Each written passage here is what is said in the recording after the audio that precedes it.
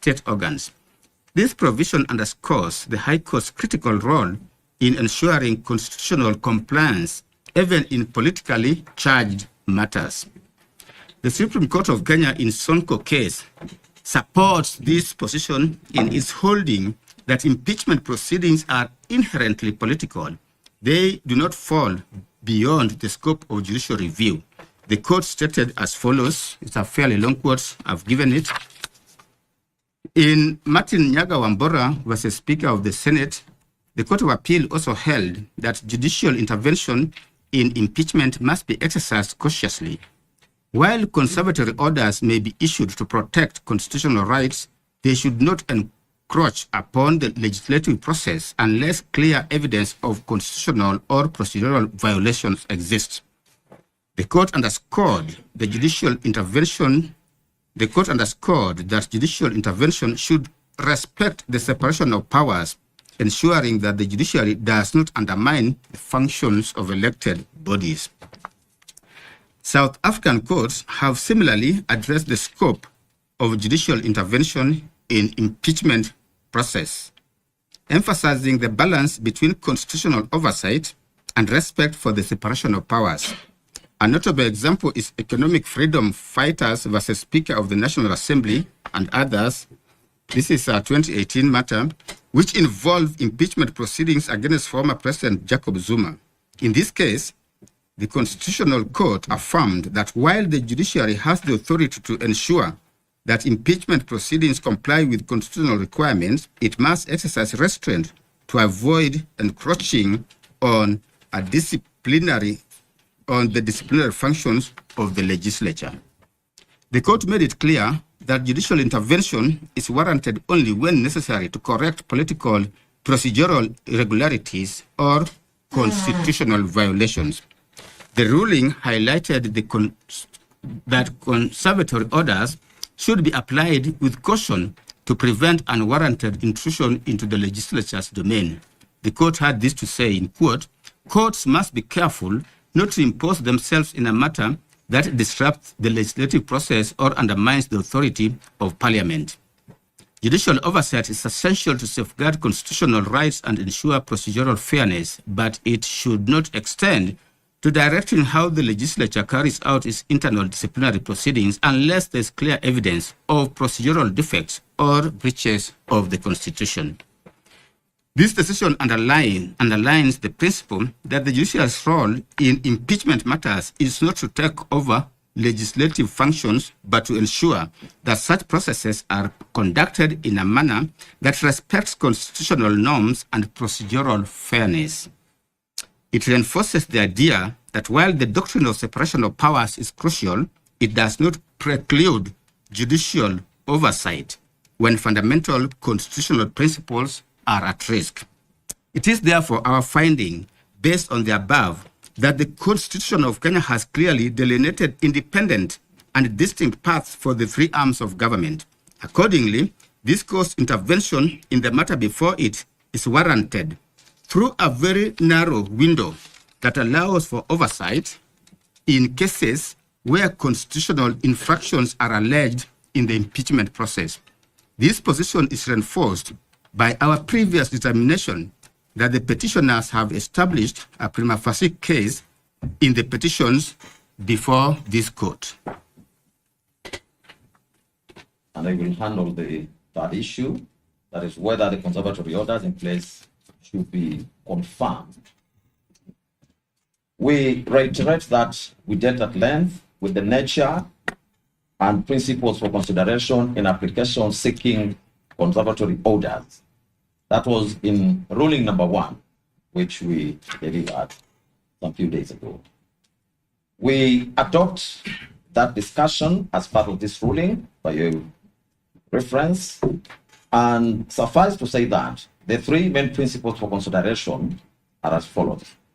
The first one being that the need for the applicant to demonstrate an arguable prima facie case. The second, whether the public interest will be served or prejudiced by a decision to exercise discretion to grant or deny a conservatory order.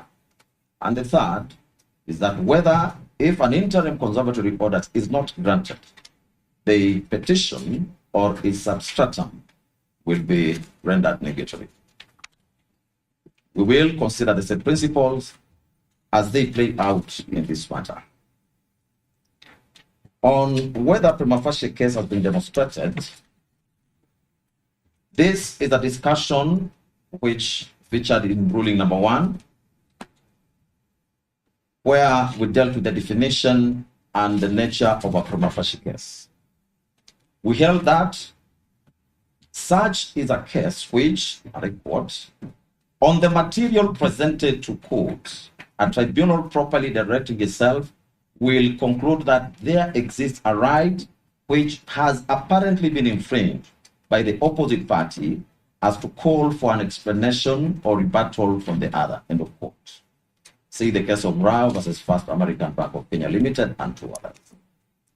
In the said ruling number 1, we went further and said, I quote, in sum, therefore, in determining whether a matter discloses a prima facie case, a court must look at the case as a whole. It must weigh, albeit preliminarily, the pleadings, the factual basis, the respective parties' positions, the remedies sought, and the law. In doing so, a court must be guided by Articles 22, Sub-Article 1, and Article 258, Sub-Article 1 of the Constitution, which provisions are on the right to institute court proceedings whenever a right or fundamental freedom in the Bill of Rights has been denied, violated, or infringed, or is threatened, or when the Constitution has been contravened or is threatened with contravention. End of quote. Upon being satisfied, this court, in the said ruling number 1, rendered itself as follows. Okay, quote again.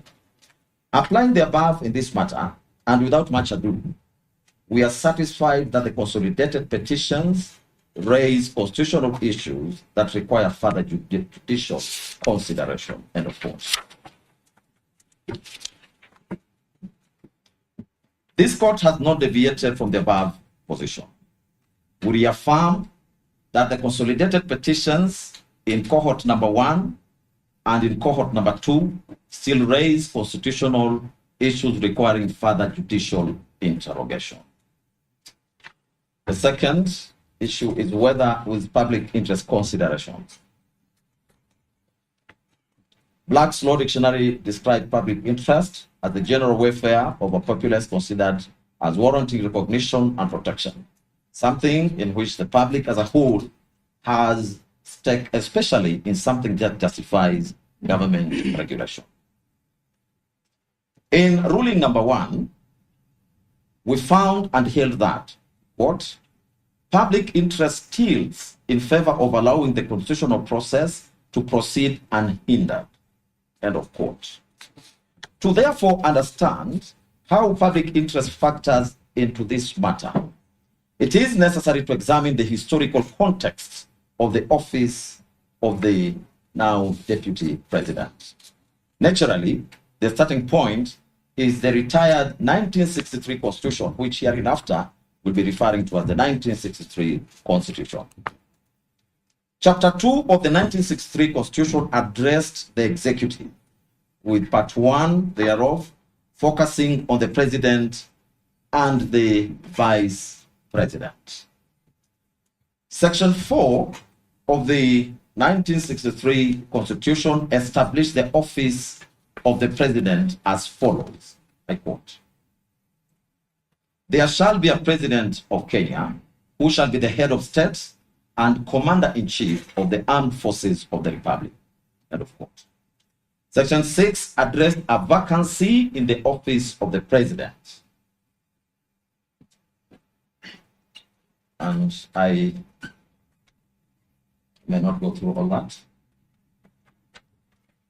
but it's in the ruling, you'll find it. Section 15 of the 1963 Constitution dealt with the office of the Vice President. This one I will read. Section 15, subsection 1, read as follows, I quote, there shall be a Vice President of Kenya who shall be appointed by the President. Subsection 2, The president shall appoint the vice president from among the ministers who are elected members of National Assembly, provided that no appointment to the office of vice president shall be made at any time when the functions of the office of president are being exercised by any person other than the president. Subsection 3, the vice president shall be the principal assistant of the president in the discharge of his functions. We have emphasized that provision. Subsection 4, the vice president shall not enter upon the duties of his office unless he has taken and subscribed the oath of allegiance and such oath for the due execution of his office as may be prescribed by Parliament. 5, during his tenure of office, the vice president shall not hold any office of profit other than those of vice president, minister, and the member of National Assembly. Subsection 6, the office of the vice president shall become vacant, A, if the president so directs, B, if the holder of the office ceases to be an elected member of the National Assembly, otherwise than by reason of the dissolution of Parliament, or C, upon the election of a person to the office of president. It follows that under the 1963 Constitution, the vice president served solely as the principal assistant to the president in the discharge of the presidential functions. The vice president had no other duties and could be dismissed by the president at will. After a lengthy and others 20-year pursuit for constitutional reforms, Kenyans ultimately adopted a new constitution in August 2010, which we'll be referring to as 2010 Constitution just to distinguish it with the 1960 Constitution. The 2010 Constitution has been widely praised as transformative, particularly for its fundamental restructuring of the country's constitutional and governance framework. The 2010 Constitution establishes the executive in chapter number 9. Article 131 outlines the authority of the president, while Article 132 details the functions of the president. Article 147 provides for the functions of the deputy president as follows.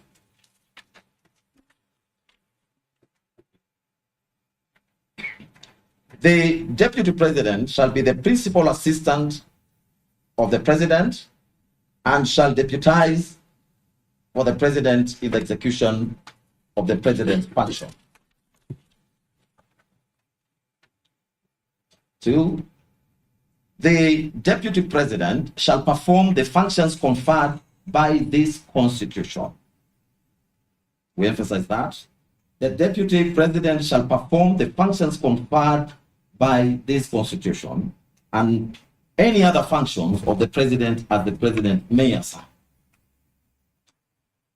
Subject to Article 134, which deals with temporary incumbency, when the president is absent or is temporarily incapacitated, and during any other period that the president decides, the deputy president shall act as the president. And Sub-Article 4 says that the deputy president shall not hold any other state or public office. It is therefore beyond any peradventure that the role of the president's principal assistant changed significantly in the 2010 Constitution compared to the position of the vice president under the 1963 Constitution. Some of the notable changes include: 1, whereas the vice president was solely the principal assistant of the president, the deputy president is both the principal assistant of the president and also deputizes the president in execution of the president's functions. 2, the deputy president performs specific functions conferred by the Constitution. 3, the deputy president may perform any other functions of the president as the president may assign. 4, unlike the vice president who was appointed by the president from among cabinet ministers who are elected members of the National Assembly, the deputy president under the 2010 Constitution is elected together with the president and holds no other public office. The above changes were not without reason. In the book, The Constitution of Kenya, commentary by Louis and P.L. Lumumba, this is the second edition, Strathmore University Press, they are 2019 at page 453. The two eminent authors had this to say, and I quote: with the other arms of government considerably weakened, the executive personified in the president exercised unchecked power. Indeed, during the constitutional review process, the CKRC noted that the powers granted by the constitution and the ordinary laws to the elected president seemed to share characteristics with those of the colonial governor. It then resolved during the constitutional making process to divest some powers from the president with the aim of avoiding an imperial president. End of quote. The above cannot be far from the truth. In the pre-2010 constitutional era, the president held immense powers, including the ability to appoint and dismiss the vice president at will, and the discretion to assign or to withhold duties for the vice president. Consequently, the vice president served entirely at the president's mercy. That was the framework that the 2010 Constitution sought to transform. Under the 2010 Constitution, the office of the Deputy President has been fundamentally redefined. It is now safeguarded from arbitrary and capricious actions by the President. Article 172 grants the Deputy President specific constitutional function, in addition to any duties the President may assign. This provision was intended to address the previous situation in which a President could, for any reason, choose not to assign any duties to the Deputy President, effectively sidelining them. Thanks to the 2010 Constitution, even if the President does not assign any additional duties, the Deputy President still has specific constitutionally mandated functions to perform. In this way, the Deputy President is no longer at the mercy and the discretion of the President. Under the current constitutional framework, when the office of the Deputy President becomes vacant, two outcomes flow. First, any functions that were assigned to the Deputy President by the President automatically revert to the President. Second, the functions expressly conferred upon the Deputy President by the Constitution do not revert to the President and cannot be performed by anyone else. This is a departure from the 1963 Constitution, under which the President could appoint a minister to act as Vice President in the Vice President's absence. The 2010 Constitution includes no such provision. Therefore, if the office of the Deputy President is vacant, the specific constitutional functions assigned to that office remain unfulfilled. For clarity, not even the Speaker of the National Assembly may discharge the functions vested in the Deputy President under Articles 147, Sub-Article 2 of the Constitution. In light of the above, we are convinced and hereby find that the current constitutional framework does not envision any scenario in which the office of the Deputy President will remain vacant, except during the brief period required to fill such a vacancy. Another equally important provision that adds credence to the above position, that the office of the Deputy President cannot be left vacant, is Article 146(3) of the 2010 Constitution. However, before we interrogate the said provision, suffice to note that Article 150, Sub-Article 2 of the Constitution, which is on the removal of the Deputy President, has it that the provisions of Articles 144 and 145 relating to the removal of the President shall apply with the necessary modifications to the removal of the Deputy President. Returning back to Article 146, which article deals with the vacancy in the office of the President, Sub-Articles 1, 2, and 3 of that article provide the following. This one I'll read. Sub-Article 1, the office of President reads, Deputy President shall become vacant if the hold of the office A dies, B resigns, in writing addressed to the Speaker of the National Assembly, or otherwise ceases to hold office under Article 144, which deals with removal of President on grounds of incapacity, or Article 145, which deals with removal of President by impeachment, or under any other provision of the Constitution. Sub-Article 2, when a vacancy occurs in the office of President or Deputy, 1, the Deputy President shall assume office as the President for the remainder of the term. 2, if the office of the Deputy President is vacant or the Deputy President is unable to assume the office of President, the Speaker of the National Assembly shall act as President, and an election to the office of President shall be held within 60 days after the vacancy arose in the office of President. Sub-Article 3, a person who assumes the office of President under Clause 2A or following an election required by Clause 2B shall, unless otherwise removed from office under this Constitution, hold office until a newly elected President is sworn in following the next regularly scheduled election under Article 136, Sub-Article 2A. End of Sub-Article 3.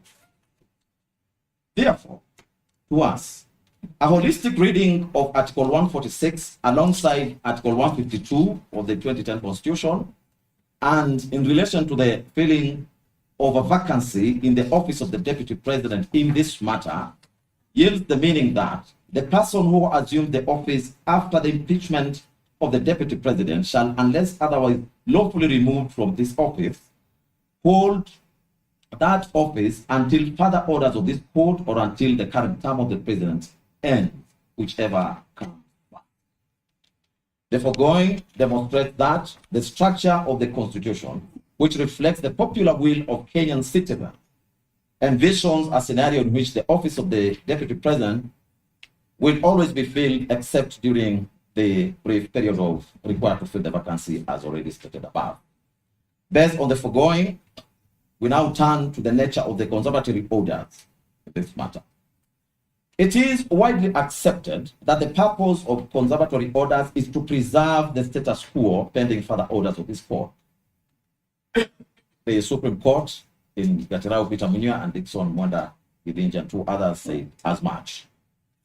In this case, maintaining the status quo would mean, 1, that the first petitioner remains impeached under Article 145, sub-Article 7, which affirms the finality of the impeachment process with the following provision, I quote, if at least 2/3 of all members of Senate vote to uphold an impeachment charge, the Deputy President shall cease to hold office.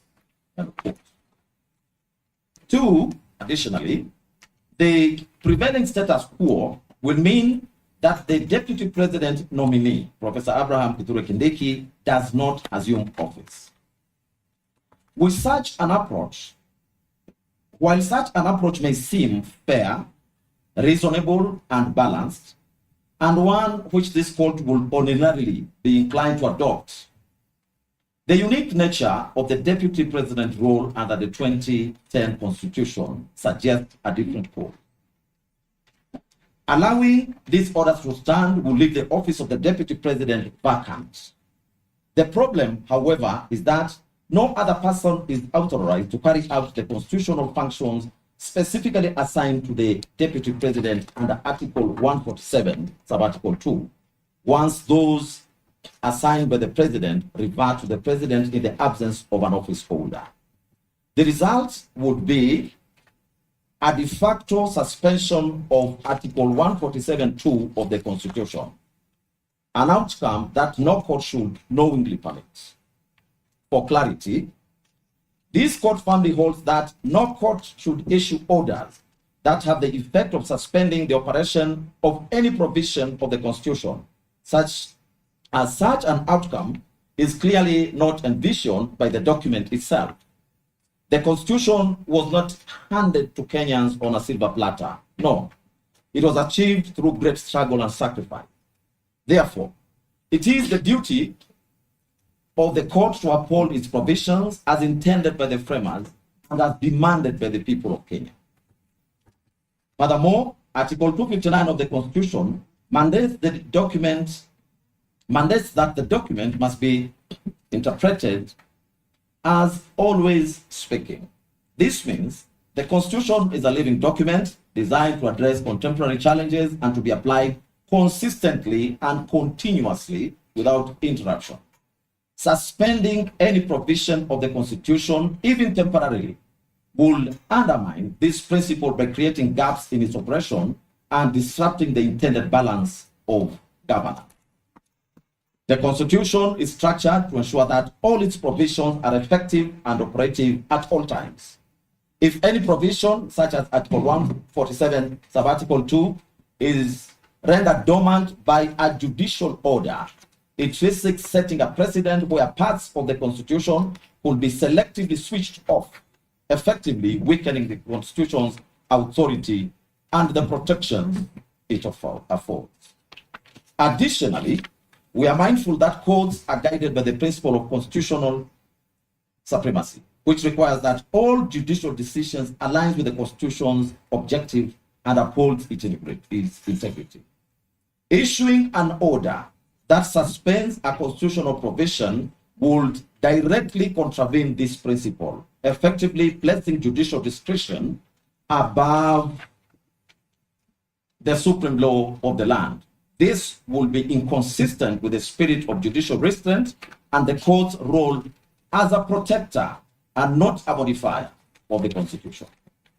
For these reasons, we take the position that the Constitution must remain fully operational at all times, and no court order should have the effect of rendering any part of it inoperative or dormant.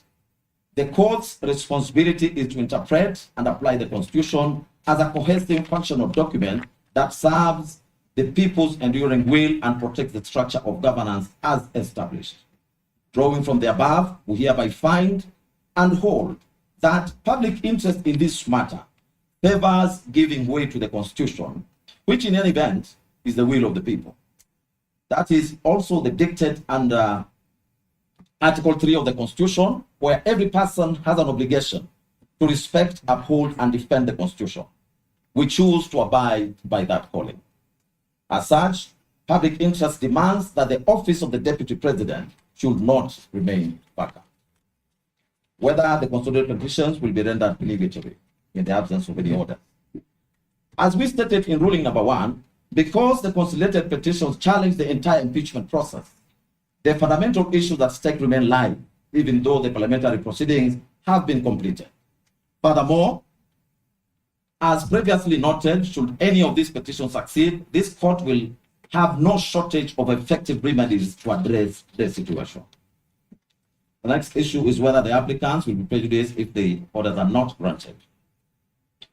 Regarding whether the applicants will suffer any harm if the conservatory orders are not granted, we find that no individual can suffer loss or damage when the Constitution is permitted to operate as intended. Allowing the constitutional process to unfold does not in itself result in detriment, as it upholds the rule of law and respects the framework agreed upon the people. The applicants also urge the court to grant the conservatory orders, expressing concern that the respondents have a history of disobeying court orders, and that once the office of the Deputy President is filled, it will be impossible to remove the appointee, even if the petitions were successful.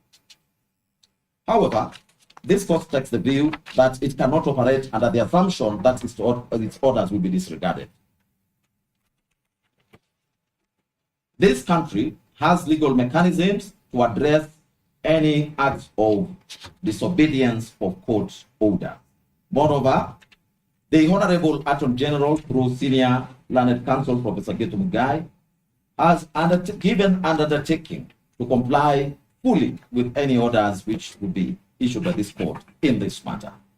As such, we find that the applicants do not stand to suffer any prejudice in the event the conservatory orders are not granted. This position, as we conclude, we reiterate that this matter holds significant public interest, and we remain committed to an expeditious examination of the petitions. Therefore, we will further provide directions within this ruling. Consequently, the following orders are hereby issued. 1. The applications for conservatory, orders are hereby disallowed. 2. the conservatory orders issued on 18th of October 2024 in Keregoya High Court E015/2024 are hereby discharged and or set aside. Costs of these applications shall be imposed.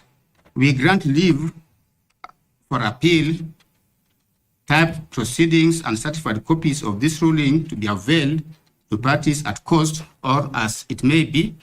We will mention this matter on 7th of November 2024 at 2 p.m. in the open court. This ruling shall forthwith be uploaded in the court tracking system. That is the ruling of the court. My Lord, do want to take this opportunity to thank your lordships for the time that you have taken and the judiciousness with which you have expedited the applications. And I also want to thank my colleagues from the respondent side and from the applicant side for the maturity with which this matter has been handled. We are most grateful, my Lord. My name is Rigathi for the Deputy President, and I wish to make an application. The application I wish to make is called the Madu Paper Injunction. Madu Paper International, quite a famous case. In the common law, it's called the Erin Ford Injunction. Lord, the Madu Paper Injunction operates on quite a simple premise, the premise of human vulnerability. In the case of Erin Ford, where that injunction originates, Justice Megal, after dismissing an application for injunction like you have now, found still that there could be the slightest chance that he was wrong. Yet, there could be the slightest chance that you're wrong. Last week, this court gave the Deputy President leave to appeal. We thank the court for that generosity. The Deputy President has appealed. He also has pending before the Court of Appeal an application for stay of these proceedings. And that application comes up on the 6th of November 2024. My Lord, operating on the premise of human vulnerability, the foundation of the Erin Ford or Madu Paper Injunction, we request you to recognize that you could be wrong. And if you're wrong, then the pending proceedings before the Court of Appeal would be rendered ineffective. To avoid that possibility, the possibility that the Deputy President's right to appeal, which you recognized and affirmed and upheld by giving him leave to appeal, even when he needed none, we ask you to issue a Madu Paper injunction. We do not seek an indefinite injunction. We seek an injunction until 6th of November 2024, when we are next before the Court of Appeal. Thank you, my Lord. My Lord, we also have a moment by the chair. Yeah.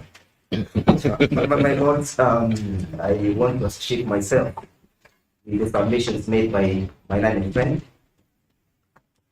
and also state that I have listened keenly to the ruling that has been delivered by this honorable court. While we likely disagree with it and have a right of appeal, Your Lordship, it is imperative for us to know, to assess how that office of the Deputy President will be filled. This court has affirmed its commitment to observe the rule of law and protect the Constitution as decreed under Article 3 of the Constitution. It follows, therefore, Your Lordship, my ladies, that the filling of that vacancy must flow or must follow the Constitution. And as such, Your Lordship, and as much as I have not heard the court address that very pertinent issue. It is my submission, Your Lordship, that I rise under Rule 23.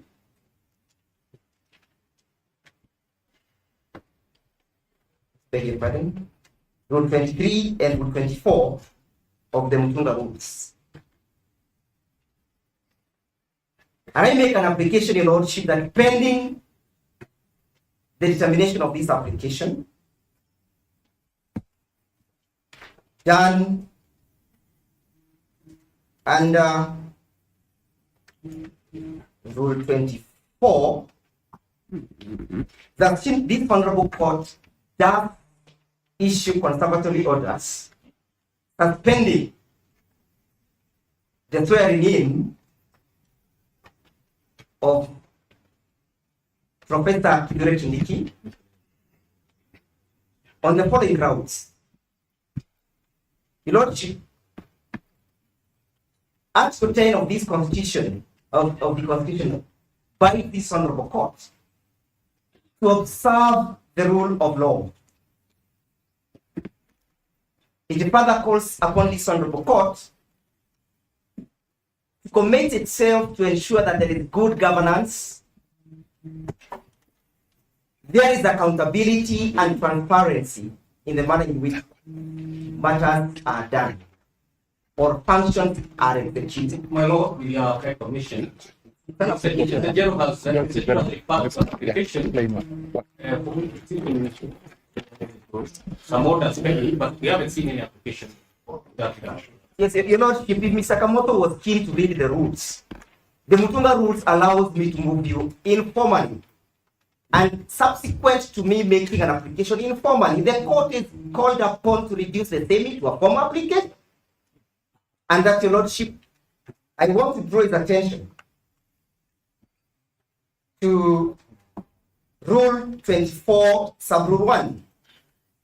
An application under Rule 23 may be made by way of notice of motion or by an informal document.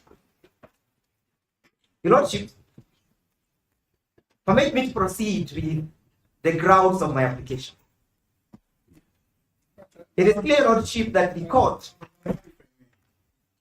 I respect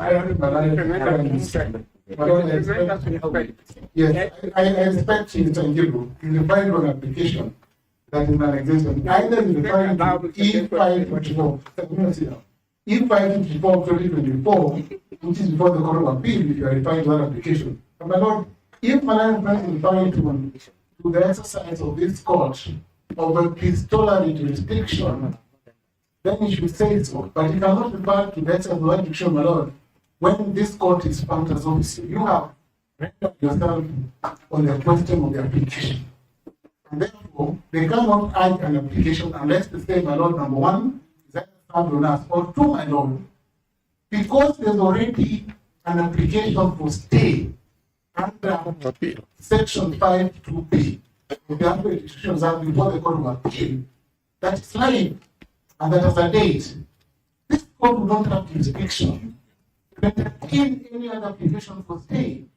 They tried making an application for the Court of Appeal this morning using the same issue, my Lord, and the Court of Appeal rejected the application. They were told to serve everyone else.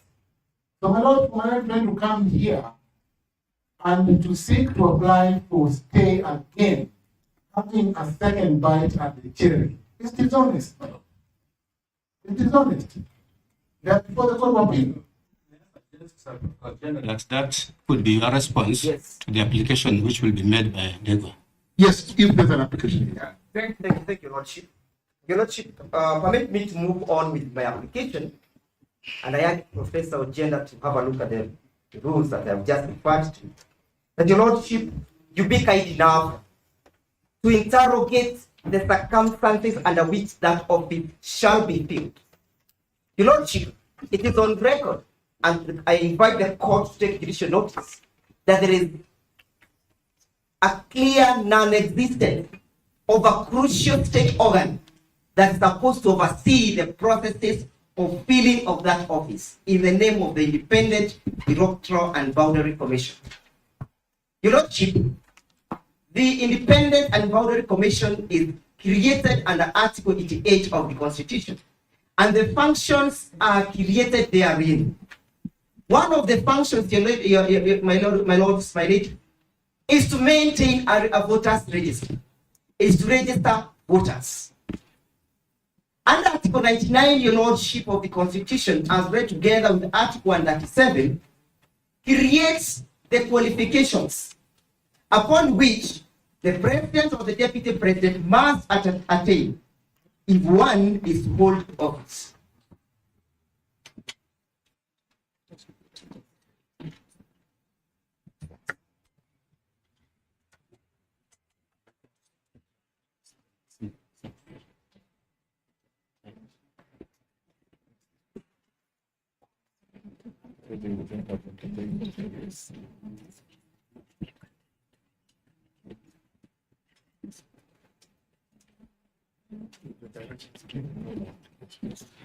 Proceed. My ladies, my lord, it is clear that the functions created under Article 99 of the Constitution can only be executed and or implemented by the Independent Electoral and Boundary Commission. It goes without saying, my ladies, my lords, that a deputy president designated or nominated must attain those qualifications. That is to mean, my ladies, my lord, that there must be an organ that will give a clean bill of health to say or to suggest that Professor Kithure Kindiki attained these qualifications. My lords, my ladies, I refer to the memorandum that was sent to the Speaker of the National Assembly by the President of the Republic of Kenya, dated the 18th of October 2024. In that memorandum, your lordship, the President drew the attention of the Speaker to the clearance of the designated candidate by the IBC. And this is what the President had to say. Your lordship, the President indicated that he has had confirmation that Professor Kithure Kindiki meets and attains the qualifications created under Article 99 as read together with Article 113 of the Constitution.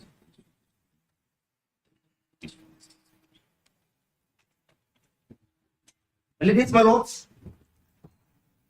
when the President of the Republic referred to the IEBC, and I call upon the court to take judicial notice of that document, it was a presumption that that confirmation was done by the Electoral and Boundary Commission as created by the Constitution. But ladies, my lords, it's my humble appeal that this honorable court does fight in my favor to issue the conservatory order on the basis that there is no clearance that has been issued by the IBC. We all know, my ladies, my lords. My lord, may I seek your guidance? When Mr. Gill started off, we thought it would be a simple and straightforward application.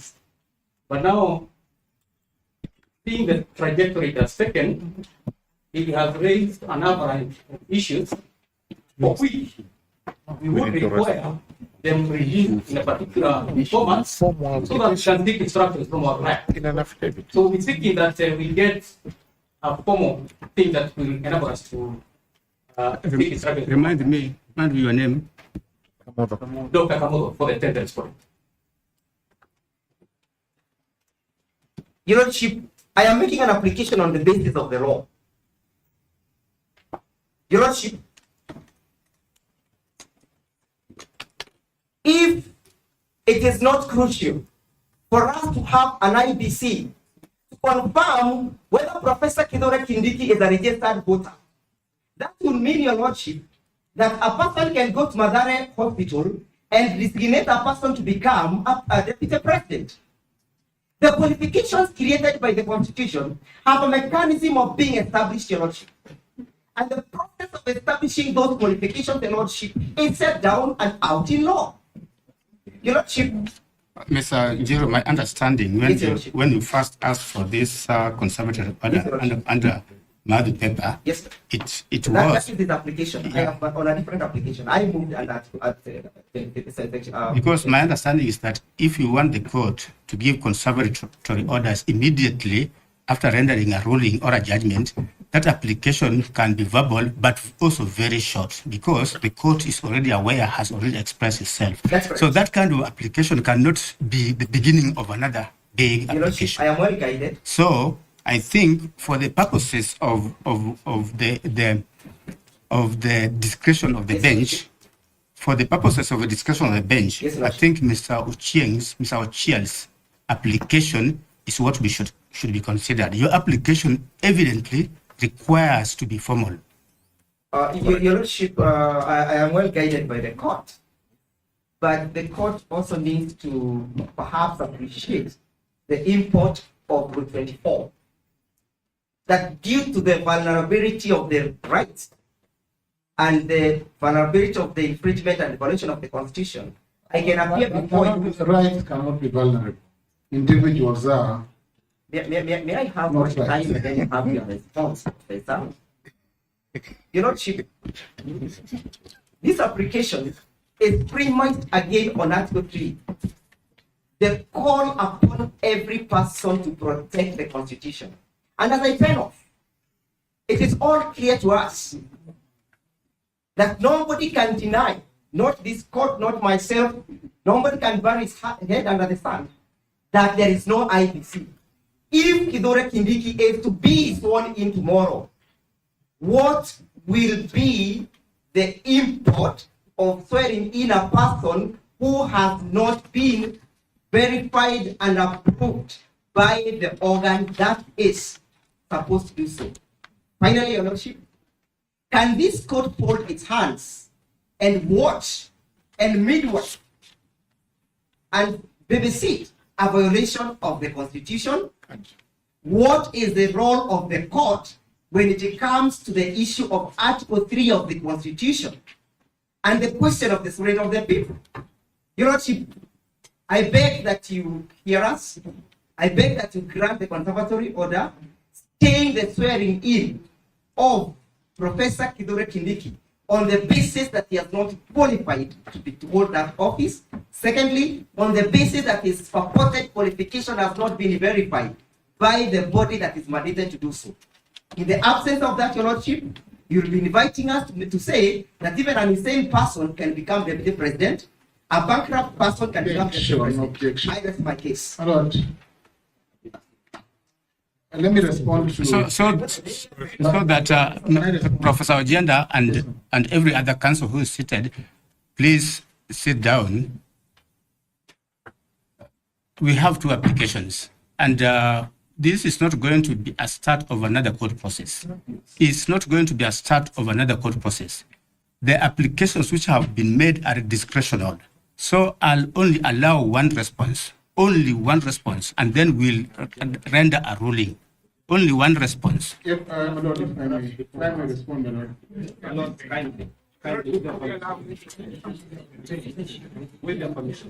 Lord, you made a ruling. Okay. Okay, let me hear two people from this side. And two people. And two people. You're one person. Dr. Kamindwa, please say what you want to say and be mindful of time, please. Yeah, I want to check. Yes, it's Eric Obola. Yes, it's Andrew William. Then just a trader.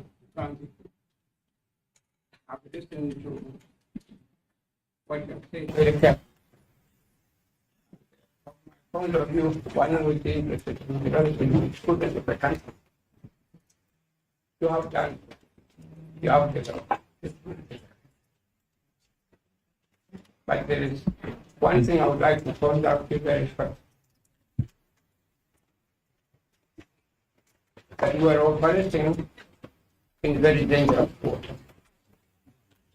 With the form current.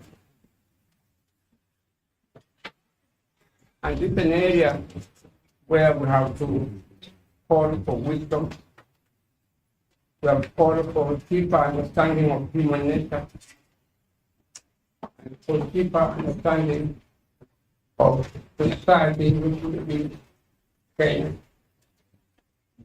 And what I'm saying to you is reflected in my broad reading of the authorities indicated in the United States of America. There was a conversation to respect, perhaps more than anything else. When I was engaged to get a report in this case, I ordered a book from India straight about the election report on impeachment. And I've taken the trouble to read them day and night. And one thing that I've emerged from all these authorities when I was reading them very carefully is that the court in the United States have continued to think very carefully how will this judgment be received by the people, by the consumers. How will it be received? Is it a judgment that will continue to promote stability in the country? Is it a judgment that will continue to promote the rule of law? Is it a judgment or ruling will continue to promote stability in the country? It is here that I'm inviting you very strongly that you consider the able remarks of my learned friend, Mr. This was that we should not, as my friend, Only it's one-sided. we should not ignore what they are saying like this. But it looks good. With all respect, I finished it up. we don't want to move out of this portion. Then all of a sudden, I showed that we are protested now. Second. I'm not trying to. Just hold on. All that I'm saying to you, Sorry, my lords. The utterances by the Honorable Dr. Hamino, Council, are. I'm giving you the title, sir. no, what I'm saying, let me say what I'm. And unfortunately, they're insightful, they are trying to preempt matters that are not before this court. We do not know and we cannot speculate that anyone is going to be happy or unhappy about it. The sword of justice cuts both ways. There are those who are going to be happy, there are those who are going to be unhappy. That is how life is, but you cannot incite by saying from here, we will have protests, we will have what? We do not know of that. And unfortunately, my lords, I ask you to kindly restrain him from taking that route. With your kind permission, Your Honor. Sorry. We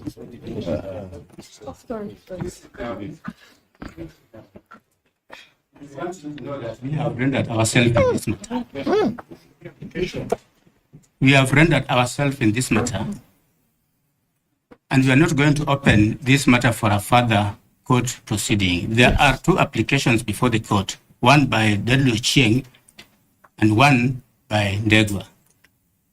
After Dr. Kamuna has spoken, we'll allow two people to respond, and then we'll make a ruling. Thank you. I know that was also indicated that two people and that's prepared pending another. Yeah,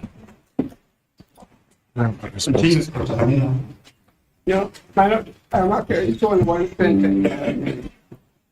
When you read the book, I have referred to authorities in America.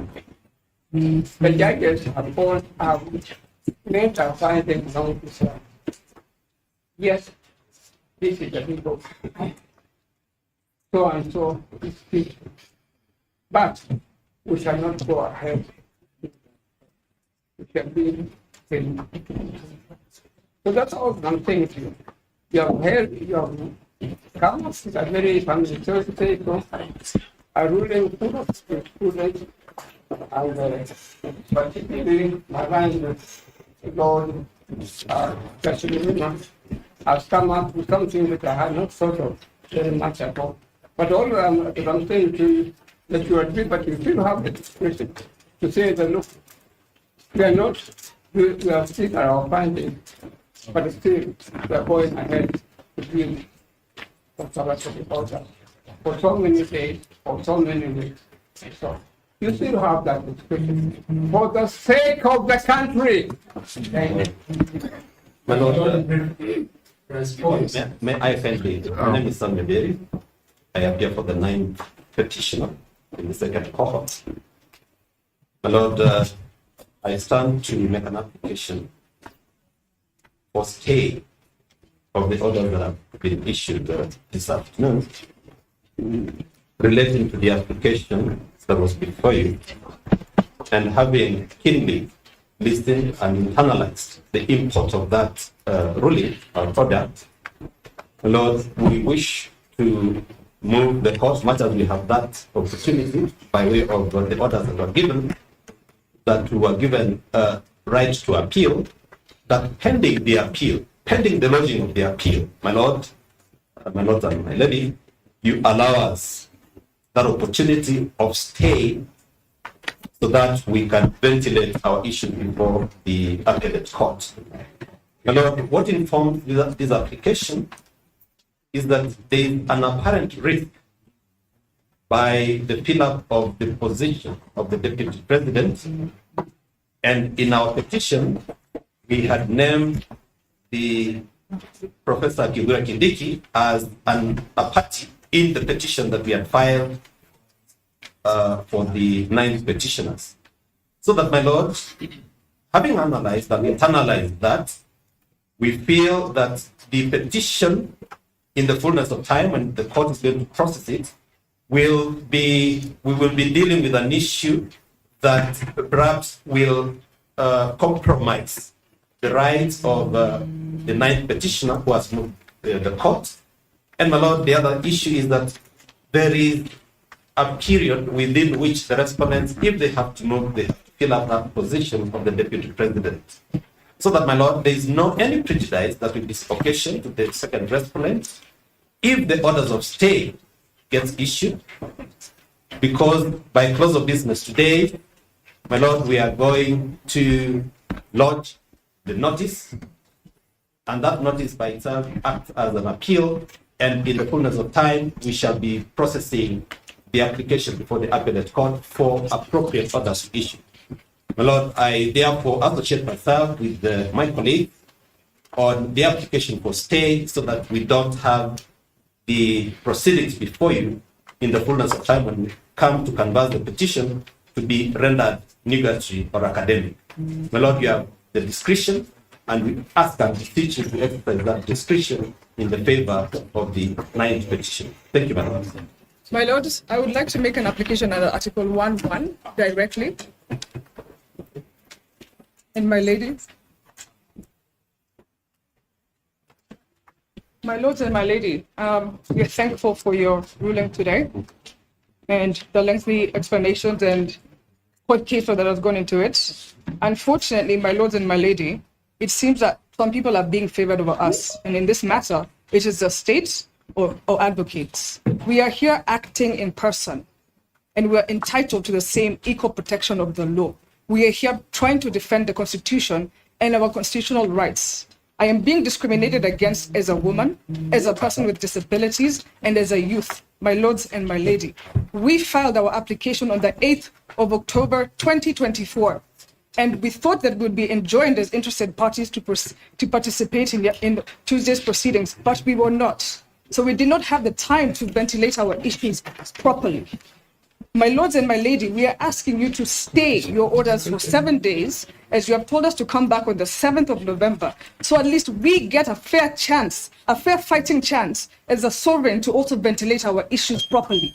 The state cannot override us, and advocates cannot override us, my lords and my lady. This is a court for equality, and we are asking for equality. My lords and my lady, we also appreciate that the Rigathi side has asked for 7 days to appeal. Kindly consider us in, because there is no point in justice. It will be granted to some petitioners and others will just be thrown under the bus and into the darkness. Thank you.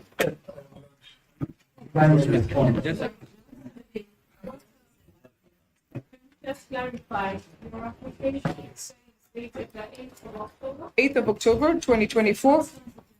is petition E541 of 2024, who was seeking stay orders to stay the proceedings in the National Assembly based on Article 32(1), freedom of conscience, and Article 33, freedom of expression. Maybe with your kind permission. Let me clarify. Is that the matter in which you are going with Dr. Bosa? Yes, my lord. Yes. Now, if you have been following the directions of this court, we have been issuing various orders on consolidation. And I can assure you, I did that. And you and Dr. Bosso are petitioners in one of the cohorts. I think it's cohort number 1. Yes, cohort number 1. Petitioners in cohort number 1. And we directed everybody to get into the CTS system. And whoever has a problem to get in touch with the deputy registrar. So it is not right, Ms. Wanji, to claim that you have not been enjoined in this proceedings. You have been enjoined, you are a party, and that is why we allowed Dr. Bosso to even yourself. Yeah, so you are a party.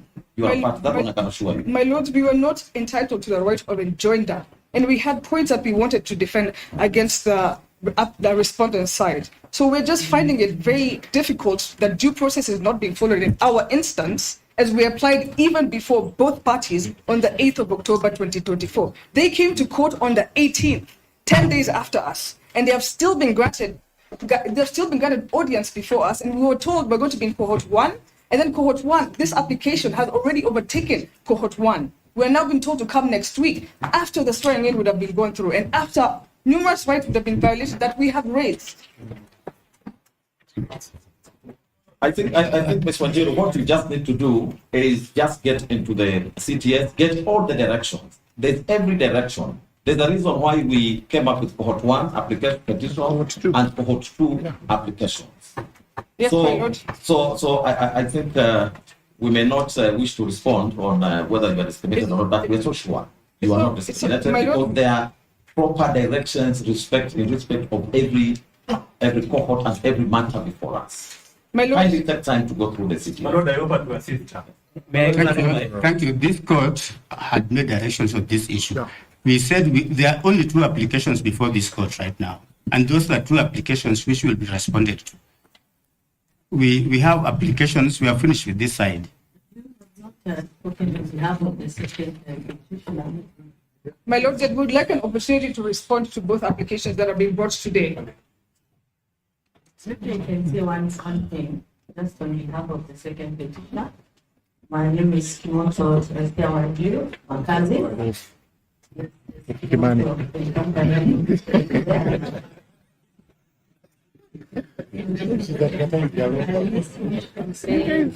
We welcome the.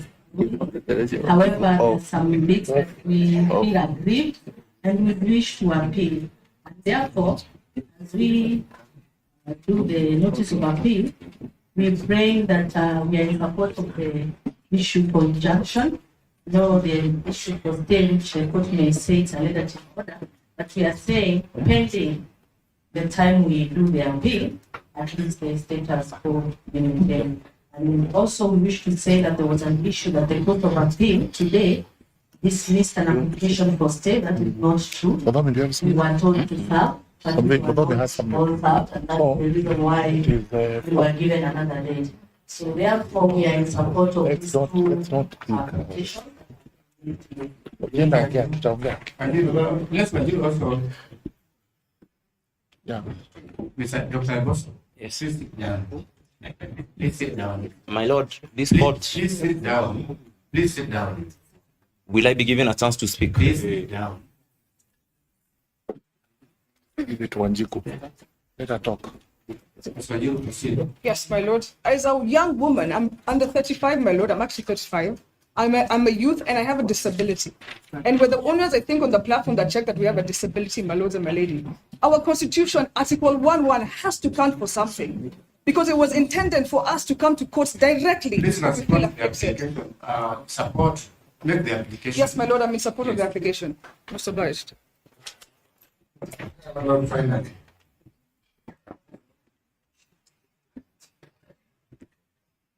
My lord, in response to the two applications. My lord, there are three, not two. Actually, four. But they say the same thing. Say they want to see that. Yes, my lord, in response to the application by my learned friend, Mr. Michel, future senior counsel, and my learned friend, Mr. Ndegwa Njiru, I wish to say that first. My lord, number one, the Madu paper order sought by my learned friend fall on the basis of the following principles. Number one, my lord, there is already an appeal that has been filed in the Court of Appeal, and an application for stay under Rule 5 to be filed, being application number 554 of 2024. The Court of Appeal is therefore saved of this matter, already saved of this matter. In those circumstances, my lord, can only apply for stay in the court. That's point number one. My lord, point number two, ordinarily, when a court delivers a ruling in a matter, the court becomes functus officio in respect of that particular matter. My lord, that matter therefore, or the applications made are therefore res judicata in the sense that a determination has been made. This court cannot go back and approbate and reprobate at the same time. You cannot deny an order and then purport to issue the order. Point number three, my lord.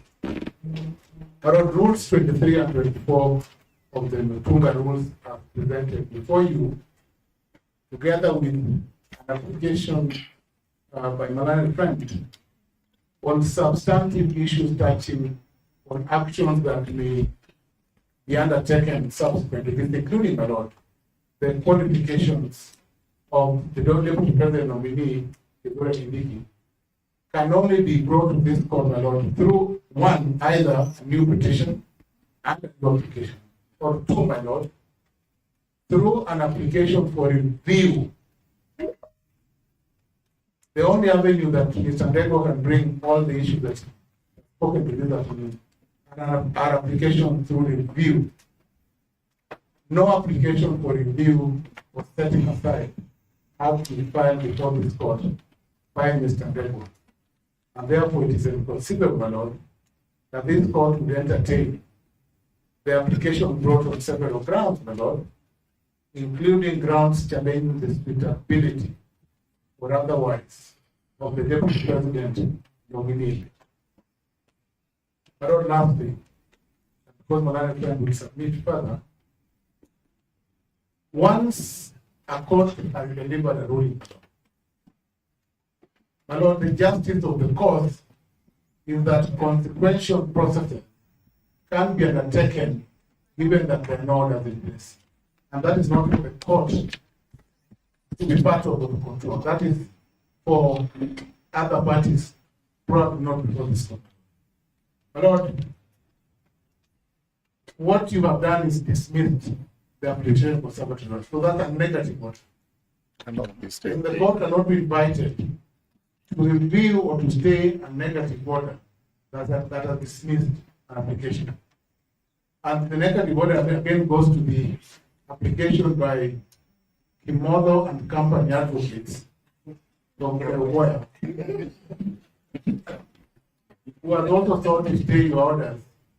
Yet, all that the application had, my lord, was for the former Deputy President, former underlined, to apologize to NIS. Surely, Kimodo, you can do better. My lord, I invite my friend. You are protected. You are protected. Right? Tomorrow, and company. Yes, my lord, my name is Mudhomi Thienkolu for the second interested party. I have listened very keenly to the two applications. Let's see what to say. And the issues for you to weigh in your mind are as follows. One, if the outcome they seek through these two applications was declined by the Court of Appeal, not yesterday, but today morning, can this court, being a court lower than the Court of Appeal, on the very same day be seized of an application that results in the very outcome? May I kindly bring it to your attention that counsel has a duty to this court to speak the truth. Being an officer of this court, being a doctor and a teacher of the law, he understands the duty that he has towards you and towards the law and the fidelity to the law. It is not true that an application was dismissed. It is true that parties were told to serve. So let me submit on the premises of facts and not the premises of presumptions and the intentions to mislead. It was declined. It was declined. Application was declined. My lord, I think it's an issue of semantics. I come from a community that is not an expert in the English language, but whatever you call it, the point is this. The effect of you granting either of the two applications would be to contradict a decision by the Court of Appeal today morning, not to grant similar applications. Yeah. That cannot be denied in good faith. We are objecting to this. They are misleading. I was before the My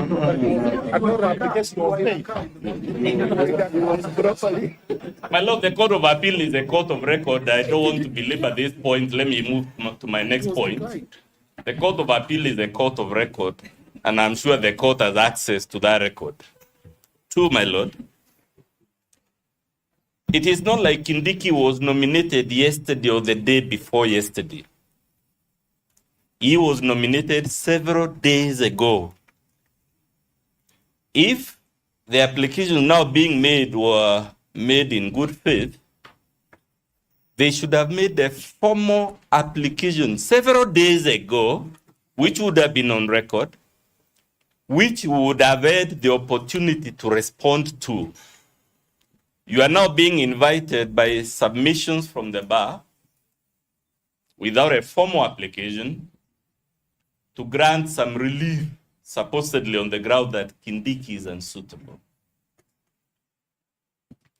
That cannot be proper, my lord, especially when the nomination of Kindiki wasn't made yesterday or last night. They had notice for several days. If they have any issues with the suitability, they would have filed an application on that regard or even amended.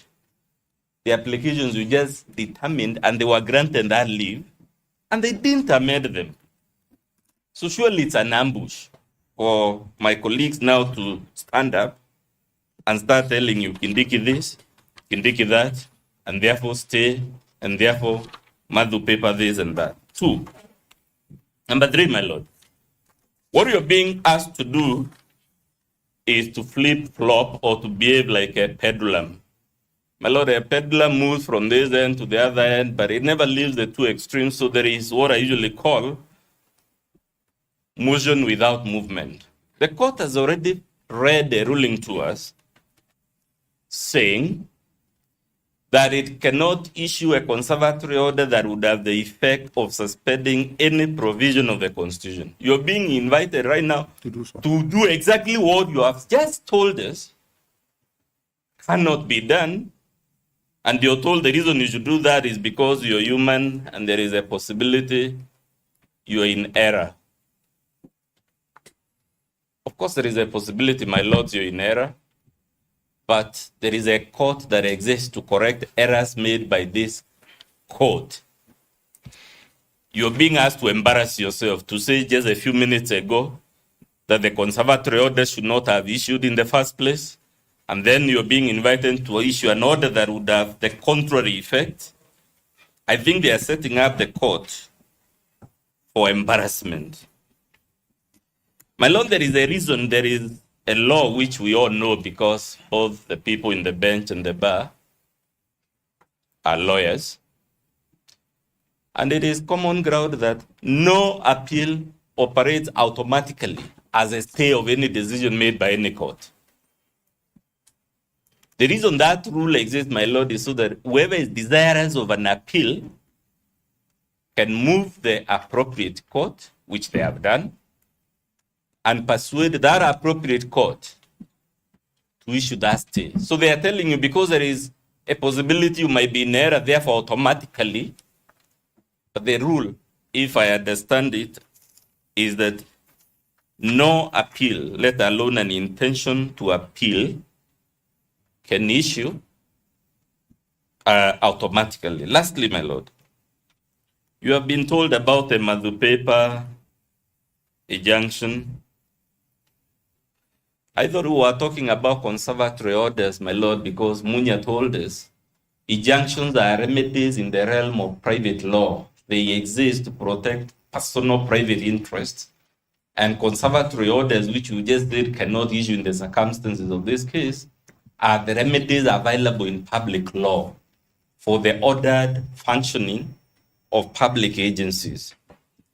And because, my lord, I said this court has jurisdiction, if eventually you find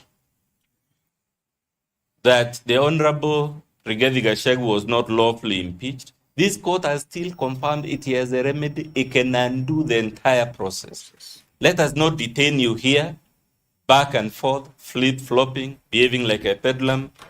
It is holding the court at ransom, in my view. Thank you. And if I use only 2 minutes, after that, you will respond after, after Peter. Yeah. My lord, I'll just take 2 minutes to mention something which will be in addition to our case. My lord, Article 10 of the Constitution outlines the doctrine of rule of law.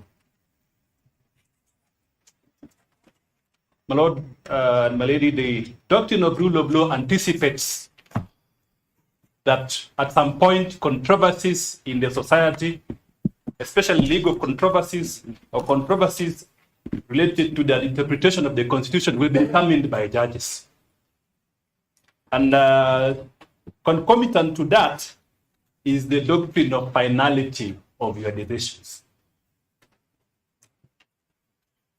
And more importantly, the public policy in terms of consistency in judicial decision making.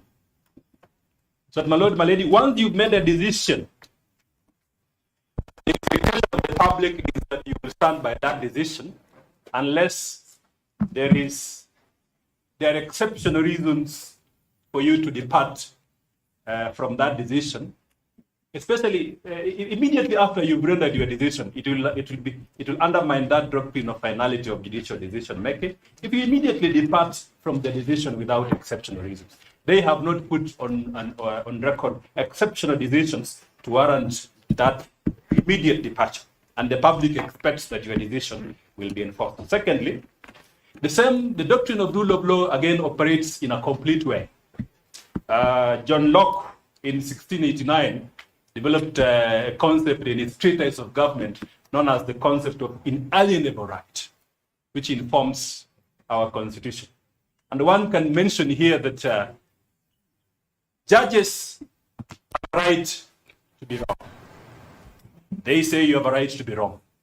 We have listened to your decision, and we believe that You are not wrong. the reason why conservatory orders cannot be continue is a heavy public interest reason of the need for the vacancy, for there to be no vacancy in the office of deputy president. And the constitution does not anticipate that. So in conclusion, the provisions of Article 164.3, based on the way the rule of law works to model the fabric of the society, they have the right to appeal. My lord, you have granted that right in your ruling. And from where we stand, we submit that they cannot, on this matter of immense public interest, where you've made a decision for them to seek, to make an application from the bar, to upset a decision which you have rightly pointed out is meant to fill a major constitutional gap in respect of vacancy. And lastly, the right to be heard. The right to be heard is very central. Mr. Ndegwa has made factual statements in this matter in his oral application.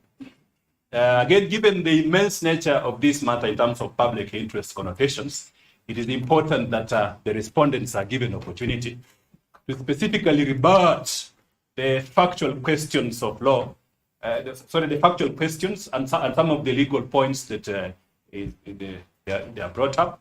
So in that case, if they really want to move this court, then we will submit that the proper way is to make a formal application so that we are heard in that question. Thank you. Your Lordship, the IEBC, the second application was directed at us. Everyone seems to have said something except the IEBC. And I just want to make two small points. Number one, as it relates to the application by Mr. Ochieng Dadi, my friend. First, Mabu paper was pre-2010 constitution. That is important for the court. It was a commercial matter relating to restitution. So it was a remedy in private law, not in public law.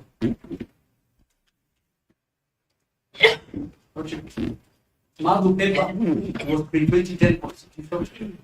It was a commercial matter, a restitution in private law. So this will not apply. The second issue, application by Mr. Ndegwa, Learned Counsel, I am looking forward to reading the decision of the court because those were issues that we were on our feet for 30 minutes arguing about the role of IEBC and what needs to happen. So already the court has made a decision on that, and likely the answer will be in the ruling that the court has already read. Third one, and most importantly, I want to point to the court the case of Elliot Martini and two others versus the President of the Republic and the PSC, E084 of 2023. It is the CAS matter. And it feels almost like deja vu that Ochieng Dadi is here making this point. We lost that matter in the High Court. The court made a finding that the offices of CAS were not constitutional office. We were on our feet for a long time trying to urge the court to give us a Mabu paper injunction. And the court said, if the issue related to constitutional compliance or constitutional infraction, as the court has already noted, that the position of the Constitution must remain operational from the decision of this court, then that injunction will not apply. The remedy is for the parties to apply to the Court of Appeal for an appeal or a review of that decision. So those three things can clarify those two issues for the court. We think these applications are not merited, and the court and the parties should put more effort in the fight for the application. Thank you.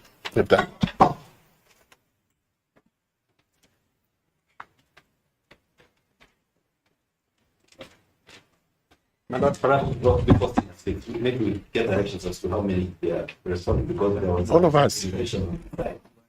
All of us. You are restricted as the petitioners. All of us. The court will give directions as to Thank you, my Lord. My Lord, but you have not given us directions as to how many of them should address you, considering that the petitioners were restricted.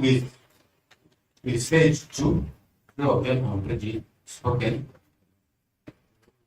Okay. My Lord. Mr. Musa, nothing stops you from saying that you adopt the constitution of your predecessor. Exactly. That's correct. Yes. My Lord, I want to say that I associate myself with the sentiments by my colleagues, but I want to add, my Lord, that you have given a detailed and a very comprehensive analysis of your ruling.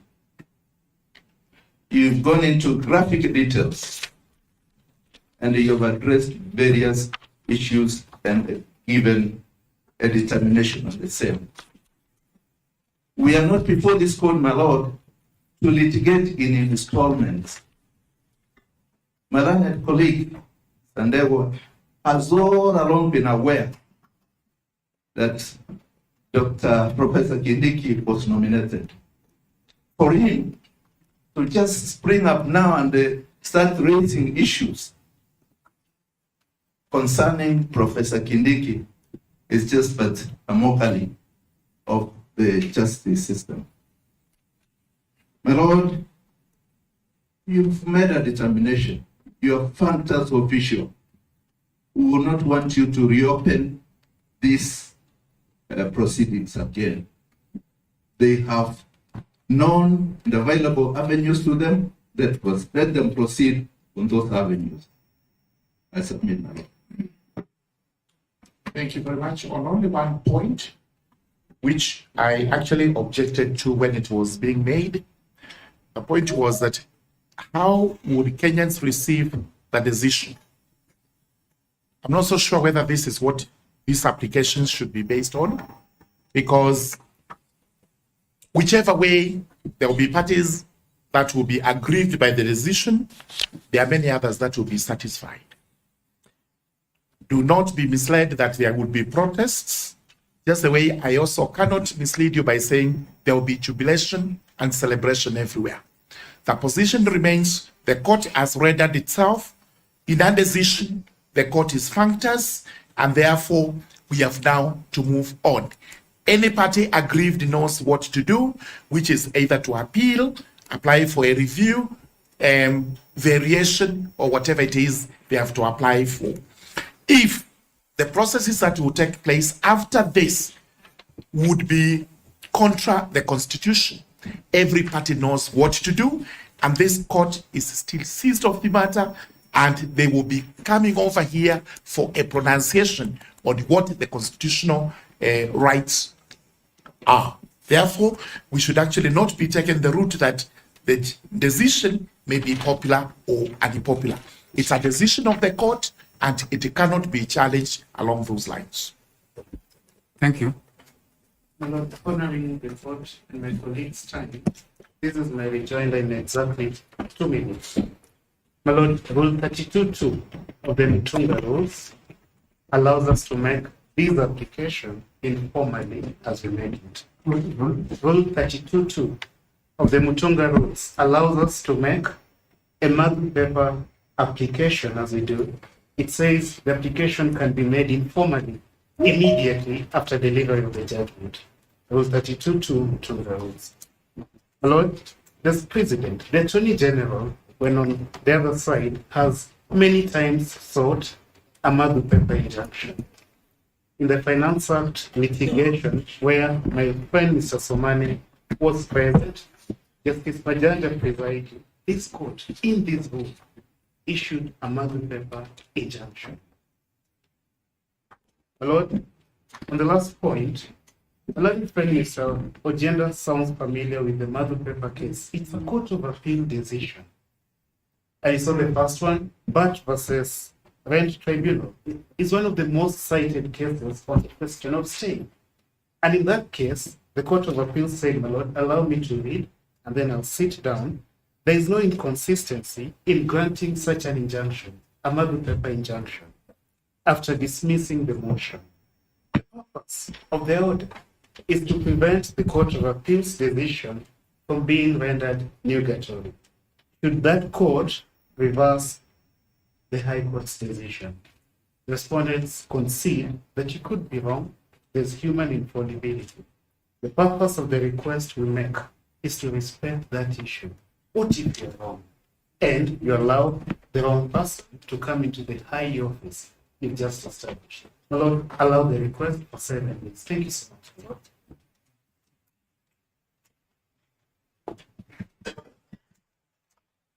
And my Lord, may I just clarify that our application is distinct. We do not seek stay, we seek an injunction. And I'm interested in the event, my Lord, it's allowed. Can we also move you again to remove it? Already, yeah. My Lord, I think in view of Article 50, we also have a right to make that application. Your Lordship, allow me to draw your attention to Article 149 clause 1. That London is not banned, and that a vacancy is contemplated, and actually a vacancy of 74 days, in which due process ought to be initiated to ensure that a rightful person fully qualified, fully known in law, fully appreciated by the law, takes over office. Therefore, this vacancy is a constitutional vacancy.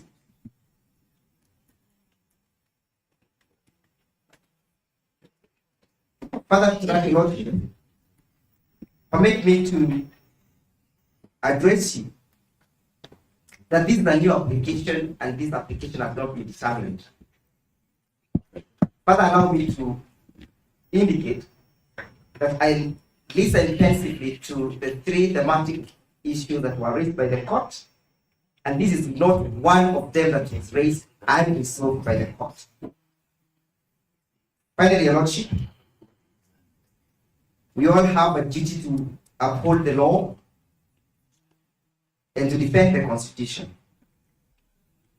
On the 16th of October 1953, Fidel Castro had this to say in his defense, that history will absolve him.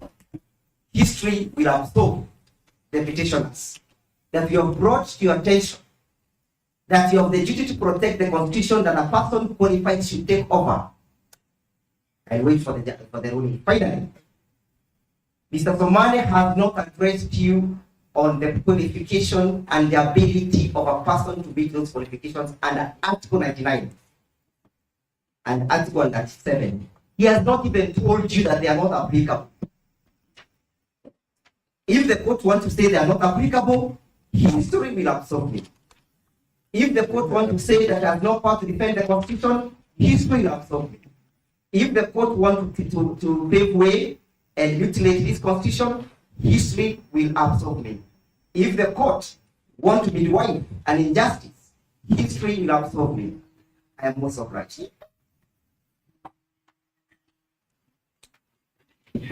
My Lord, very for the ninth question.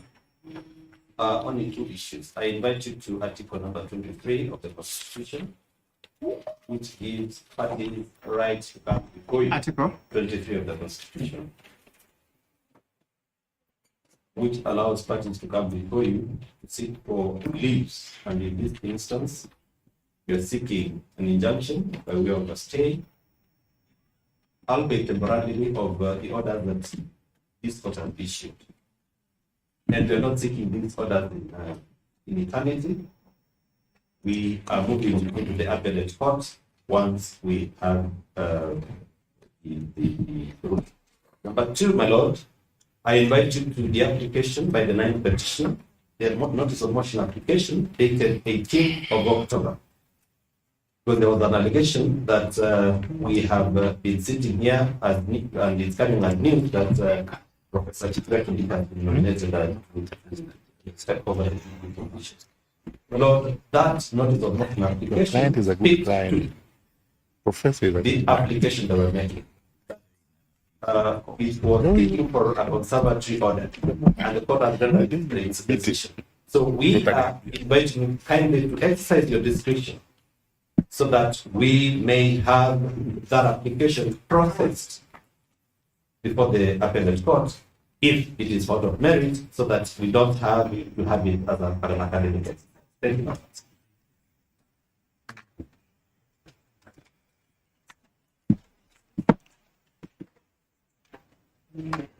May it please the court. My name is Dr. Iboso, and my co-petitioner had made a similar application that you, the Honorable Court, be pleased to stay the order that it has given today. And the respondents have raised an issue that Professor Kindiki was nominated over a week ago, and that if we were raising this application in good faith, then we ought to have raised it earlier.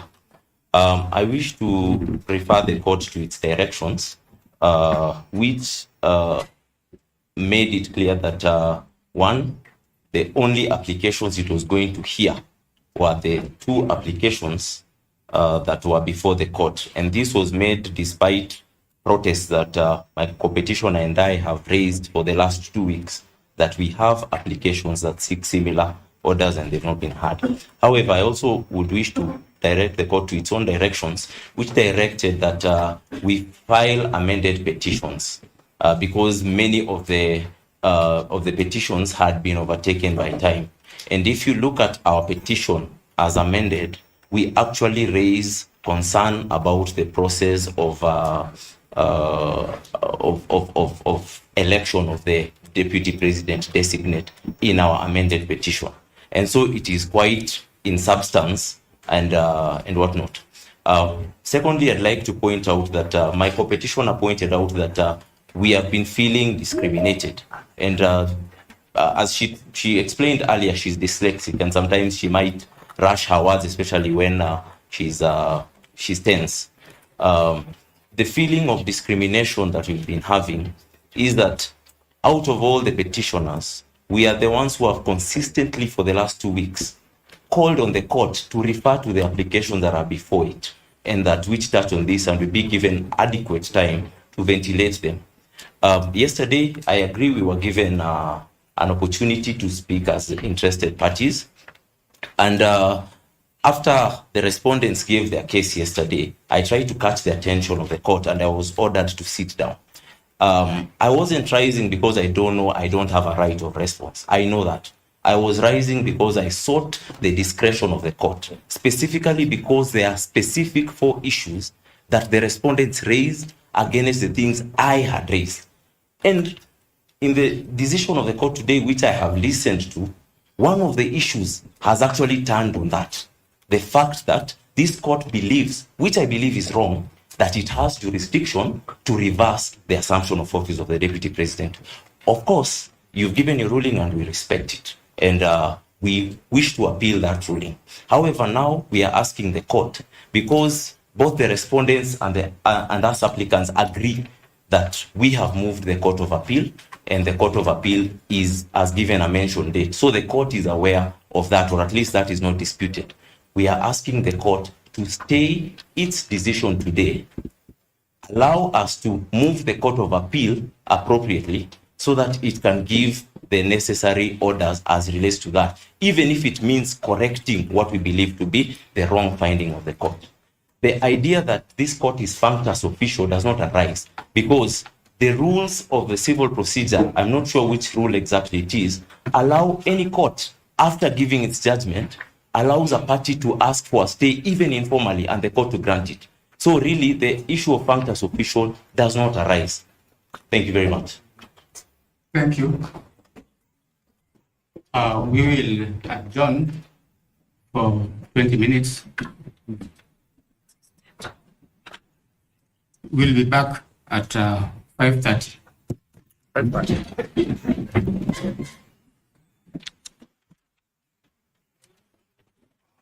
Kazi tu.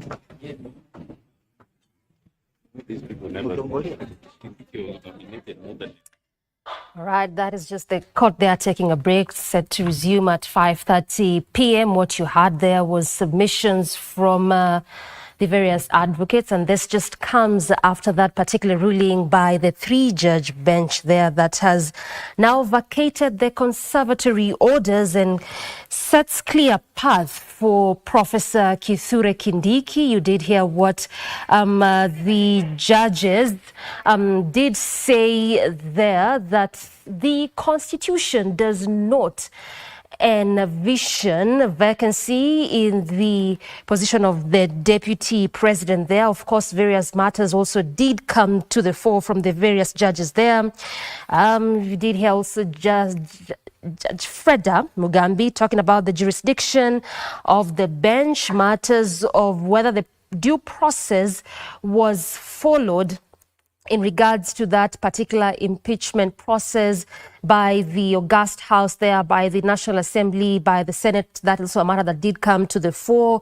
The doctrine of separation of powers was also canvassed there, and part of what has been said by the presiding judge, that is Justice Eric Ogola, is that it's a reprieve. I mean, in the event that they choose to move to the next stage, then this could particularly be sort of like a lifeline for impeached DP Rigathi Gachagua. But where do we go from here? Is this the end of the road for Gachagua from what you've deduced there, Wanjiku? It is not the end of the road.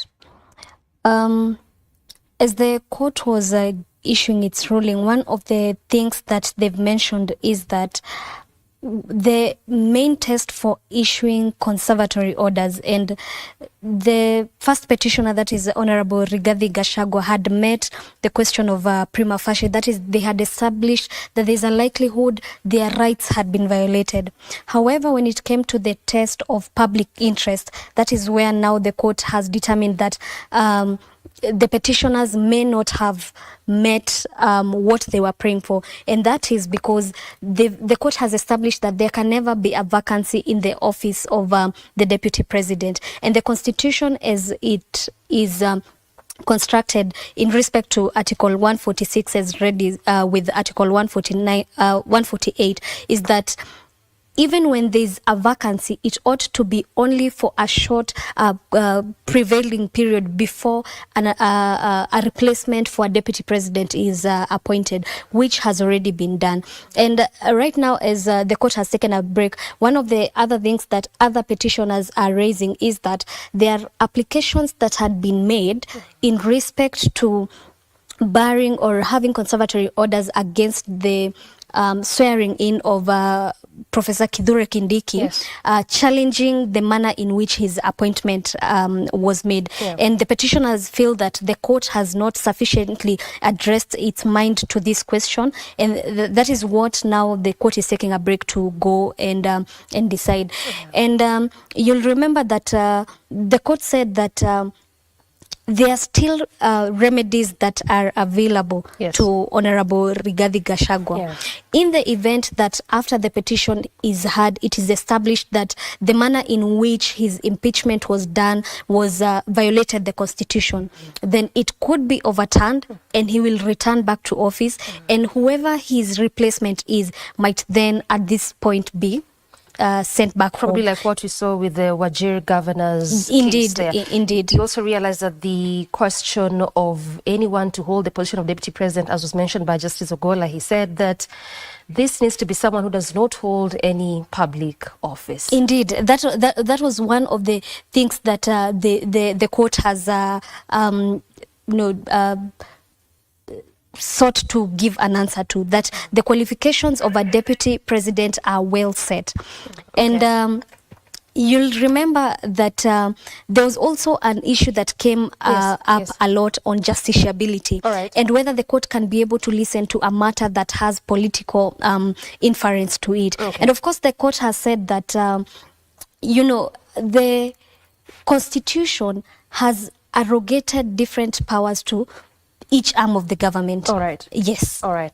Thank you very much, Wanjiku Waithera, there, who has been holding court with me since 2 p.m., just trying to look around this particular matters. But what you're seeing there on the screen, just the advocates there, the court has taken a break, set to come back at 5:30. But even as that is happening, we head over to Senate for the day's proceedings.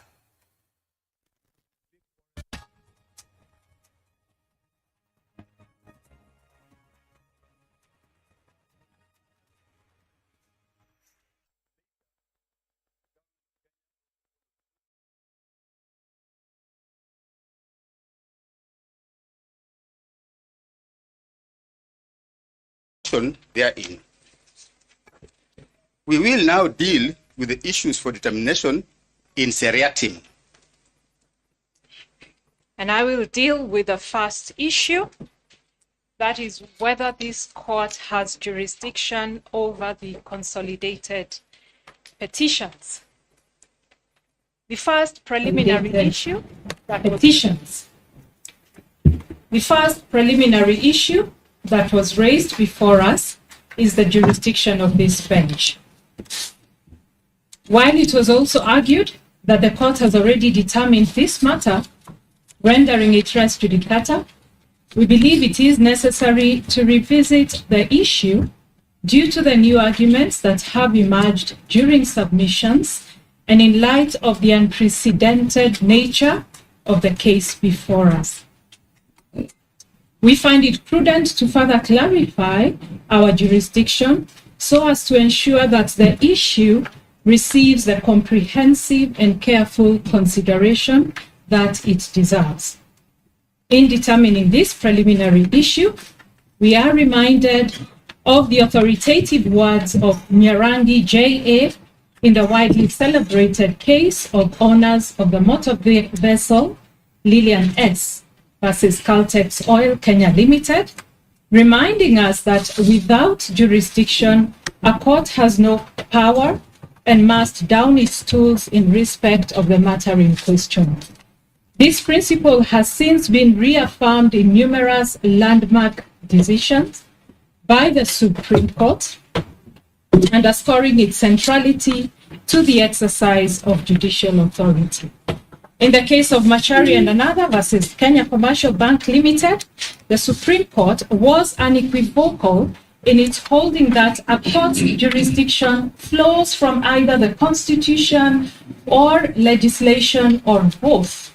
Thus, a court of law can only exercise jurisdiction as conferred by the Constitution or other written law. It is quite a lengthy paragraph there. However, let me also say the Supreme Court stated that where the Constitution exhaustively provides for the jurisdiction of a court of law, the court must operate within the constitutional limits.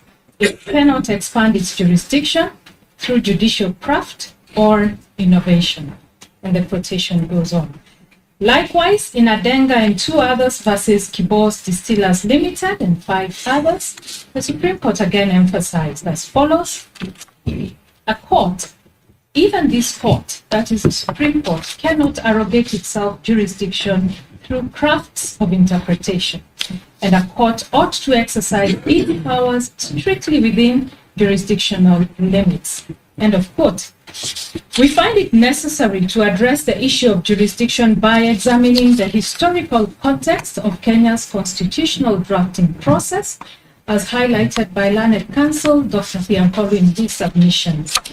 Counsel presented the court with excerpts from earlier drafts of the Constitution, tracing the evolution that led to the promulgation of the 2010 Constitution. Notably, in all these earlier drafts, express jurisdiction was conferred on the Supreme Court to hear and determine disputes arising from the impeachment process. However, in the final promulgated 2010 Constitution, this specific provision was deliberately omitted. Based on this historical backdrop, counsel submits that even if this court were to find that this dispute is justiciable, a matter which we will address in the second preliminary issue, jurisdiction should lie with the Supreme Court and not with this court. We have carefully considered this argument, which the petitioners proposed. Article 2.1 of the Constitution is unequivocal that no person or state organ is above the Constitution. It further affirms that all state authority must be exercised in strict conformity with constitutional provisions. By virtue of Article 2.4, any act or omission that violates the Constitution is both unlawful and invalid. This establishes a clear basis on which the actions and omissions of all state organs must be scrutinized for their constitutionality. The bone of contention before us is whether that jurisdiction ought to be exercised by this court or by the Supreme Court. As we have already noted, the final version of the 2010 Constitution marks a clear departure from previous constitutional texts regarding the jurisdiction of the Supreme Court. Specifically, the provision granting the Supreme Court exclusive and original jurisdiction over disputes arising from the impeachment of the president, that bit was deliberately omitted. The Supreme Court's jurisdiction is now strictly redefined under Article 163, sub-Article 3. This leads us to the firm conclusion that the people of Kenya did not intend to grant such jurisdiction to the Supreme Court. Had that been the intention, the Constitution would have expressly conferred this authority in its final form. The Supreme Court has itself acknowledged that its original jurisdiction as outlined in the Constitution is exhaustive. This implies that any attempt to expand its jurisdiction beyond what is expressly provided for would contradict the Constitution's intent. Again, we refer to the case of Machari and another versus Kenya Commercial Bank, in which the Supreme Court itself stated as such. Article 163 of the Constitution provides for the jurisdiction of the Supreme Court in exhaustive terms, though leaving room for Parliament to prescribe further appellate jurisdiction in terms of Article 163 3b2, which stipulates that the Supreme Court shall have appellate jurisdiction to hear and determine appeals from any other court or tribunal as prescribed by national legislation. The Supreme Court goes on to note that the Constitution also confers jurisdiction upon the Supreme Court to hear and determine an appeal from a judge who has been recommended for removal under Article 168(8). As far as we are aware, Parliament has yet to confer any further appellate jurisdiction upon the Supreme Court in terms of Article 163 3b Roman 2 above. Even with regard to the special jurisdiction previously conferred by Section 14 of the Supreme Court Act, which was repealed by Section 15 of Act number 26 of 2022, the Supreme Court was unequivocal in again affirming that this provision did not grant Parliament the authority to expand the court's jurisdiction beyond what is contemplated in the Constitution. The court expressed this position. Again, we go back to the case of Machari and another versus Kenya Commercial Bank and two others. It's important to read the text. The Supreme Court states as follows: what is the proper province of Article 163(9) of the Constitution? Does the article contemplate a situation where Parliament can confer further jurisdiction upon the Supreme Court? We hold that it doesn't. The act contemplated by Article 163(9) is operational in nature. Such an act was intended to augment the rules made by the Supreme Court for the purpose of regulating the exercise of its jurisdiction. It is an act that must confine itself to the administrative aspects of the court. It is a law that addresses the manner in which the Supreme Court exercises its jurisdiction as conferred by the Constitution or any other legislation. And they go on to summarize, such an act was never intended to create and confer jurisdiction upon the Supreme Court beyond the limits set by the Constitution. From this analysis, we have come to the conclusion that the jurisdiction to hear disputes arising from impeachment of the President and Deputy President does not lie with the Supreme Court within the realm of original and exclusive jurisdiction. Instead, such jurisdiction may be exercisable within the Supreme Court's appellate jurisdiction. We now turn to the jurisdiction conferred on the High Court under Article 165(3) of the Constitution. Notably, the High Court is also vested with a broad scope of original and somewhat residual jurisdiction under Article 165(5), which grants this court jurisdiction over all matters except those explicitly reserved for the Supreme Court or for courts of equal status.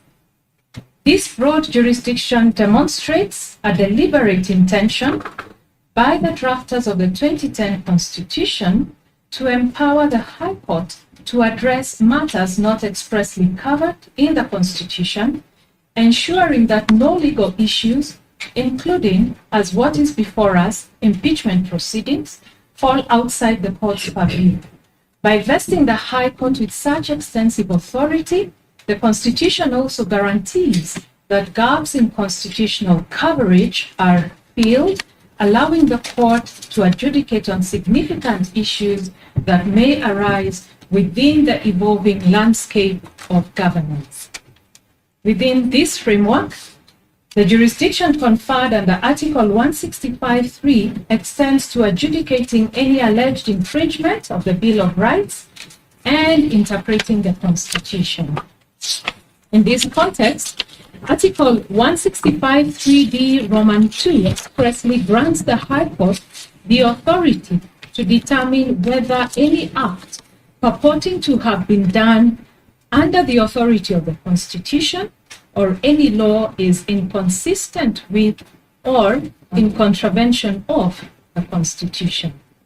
This reinforces the High Court's pivotal role as the guardian of constitutional integrity, ensuring that all actions by state organs or individuals are in full compliance with constitutional dictates.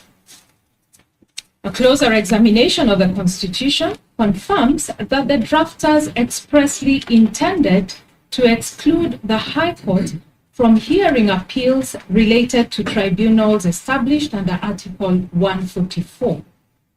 Given this explicit exclusion, and against the foregoing discussion, if the drafters had similarly intended to bar the High Court from determining disputes under Article 145, they would have done so with equal clarity.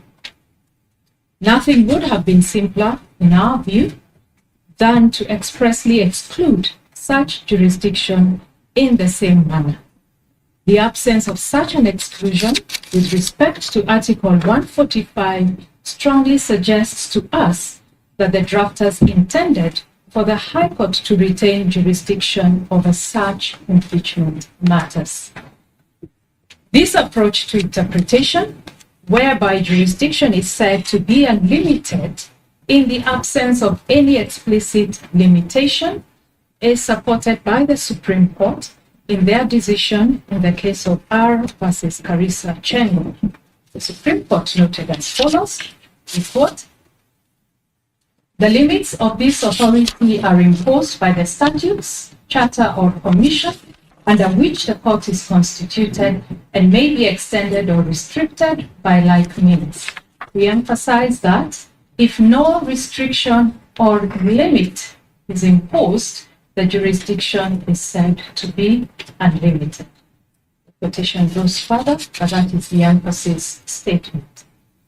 It is undisputed that the impeachment of the Deputy President is a constitutional process outlined in Article 145 of the Constitution. The authority to determine whether the merits and procedures of such an impeachment process align with constitutional requirements, therefore falls squarely within the jurisdiction of the High Court as provided for under Article 165(3)(2). The role of the courts in an impeachment process was reiterated by the Supreme Court in the case of Sonko versus Clark County Assembly of Nairobi. That is another quotation that we have reproduced in our ruling when you get to read it. The court went on to state that the impeachment architecture in the Constitution, the law, and the standing orders leaves no doubt that removal of a governor relates to accountability, political governance, and personal responsibility, and not necessarily about criminal responsibility. It follows that insofar as the process of removal of a governor from office is concerned, the court's role is confined to deciding whether the governor's constitutional rights and fundamental freedoms have been breached in the process and whether the procedures for removal from office have been followed without the court constituting itself into any of the two constitutional organs in whose hands the power to remove is vested. While we acknowledge that this referenced decision pertains to the impeachment of a governor, we maintain that the same constitutional principles apply to the impeachment of a deputy president. And accordingly, we do hereby find and hold that this court has the jurisdiction to sit and determine the matter that is before it. The second issue is whether the matters raised in the consolidated petitions are justiciable. Ordinarily, an application for conservatory orders concerning the subject matter of a suit is relatively straightforward, as the law in this area is well established. However, the current applications before the court are far from routine. These applications are imbued with political maneuvering between the applicants and the respondents. In essence, power struggles involving other constitutional organs have been brought before this court for a legal solution. As a result, this court has become the stage upon which political excesses are to be examined and resolved. Inevitably, such cases evoke intense emotions. The impeachment case of the first petitioner currently before this court exemplifies the dilemma faced by the judiciary when handling cases that straddle the line between legal and political domains. There is no doubt that many are watching to see how the court will navigate this delicate issue, one that has significant implications for the doctrine of separation of powers among the three arms of government. Answering this issue requires a brief analysis of the doctrine of separation of powers in relation to the doctrine of justiciability. French political philosopher Montesquieu first formulated the doctrine of separation of powers through his seminal work, L'Esprit de Louis, in other words called the Spirit of Laws, which was published in 1748. Montesquieu argued that such separation limits the possibility of arbitrary excesses by the government, since the sanction of all three branches is required for the making, executing, and administering of laws. The Constitution of Kenya 2010 clearly delineates the three arms of government, each with its own distinct personnel and roles, as set out under chapters 8, 9, and 10. Chapter 8 establishes the legislature and details its composition, functions, and powers as the law-making body of the government. Chapter 9 outlines the structure, the functions of the executive, whose primary role is implementing and enforcing laws and policies. Chapter 10 focuses on the judiciary. It defines the structure of the courts and lays out the judiciary's mandate as the arbiter of disputes and the guardian of the Constitution, tasked with interpreting and applying the law impartially. While the provisions regarding judicial power under Chapter 10 of the Constitution are clearly defined, the political question doctrine, also referred to as the non-justiciability doctrine, highlights the limitations on the judiciary's role in adjudicating matters that fall within the purview of other branches of government. This doctrine essentially asserts that certain issues are not suitable for judicial determination because they are better addressed by the legislative or executive branches, which have the constitutional mandate and expertise to handle them. Black's Law Dictionary, 10th edition, at page 943 to page 944, defines justiciability as a matter that is, in quote, proper to be examined in courts of justice, or a question as may properly come before a tribunal for decision, close quote. There is an abundance of judicial pronouncements expounding on the doctrine of the political question. For instance, in Marbury versus Madison, Chief Justice John Marshall established the principle that while the courts have the authority to interpret the law, certain political questions are outside the scope of judicial review.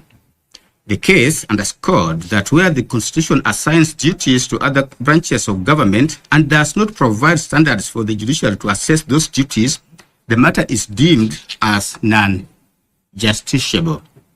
Closer home, in William Odhiambo Ramogi and two others, the Attorney General, a five-judge bench observed as follows.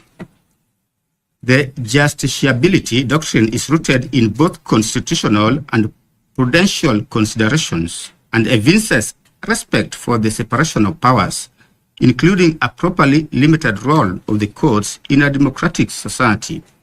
One justiciability concept is the political question doctrine, according to which courts should not adjudicate certain controversies because their resolution is more proper within the political branches. In Baker versus Carr, the United States Supreme Court outlined 6 matters that could present political questions as follows. 1, a textually demonstrable constitutional commitment of the issue to a coordinate political department. Or 2, a lack of judicially discoverable and manageable standards for resolving it. And 3, the impossibility of deciding without an initial policy determination of a kind clearly for non-judicial discretion. 4, the impossibility of a court's undertaking independent resolution without expressing lack of the respect due to coordinate branches of government. And finally, an unusual need for questioning adherence to a political decision already made and the potentially of embarrassment from multifarious pronouncements by various departments on one issue. Additionally, the Court of Appeal in Kenya Airports Authority versus Mitubel had this to say: with this in mind, the role of the legislature is to make laws and policy, and that of the executive is to implement those laws and policies. The role of the judiciary is to interpret the policies and laws as enacted and approved by the legislature and the executive. Generally, courts have no role to play in policy formulations. Formulation of government policy is a function best suited for the executive and legislature, close quote.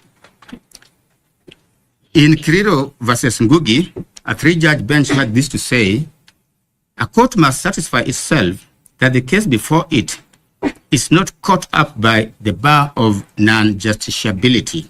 The concept of non-justiciability is comprised of 3 doctrines. Firstly, the political question doctrine. Secondly, the constitutional avoidance doctrine. And thirdly, the ripeness doctrine.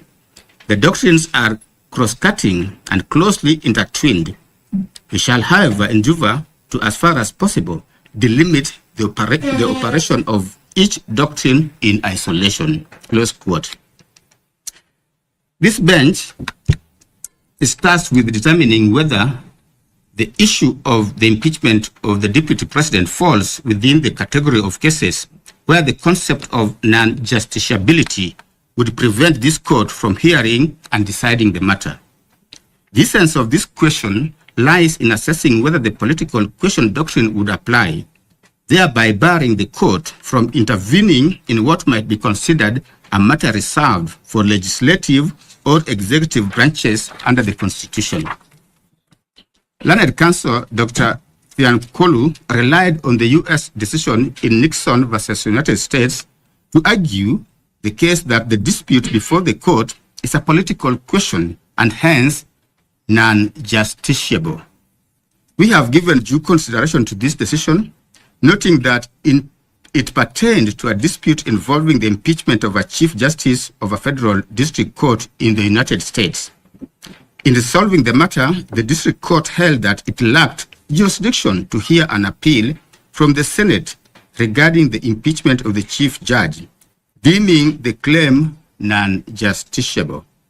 In determining whether a dispute is non-justiciable, the court held that the test depends on whether, in quote, there is a textually demonstrable constitutional commitment of the issue to a coordinate political department or a lack of judicially discoverable and manageable standards for resolving it.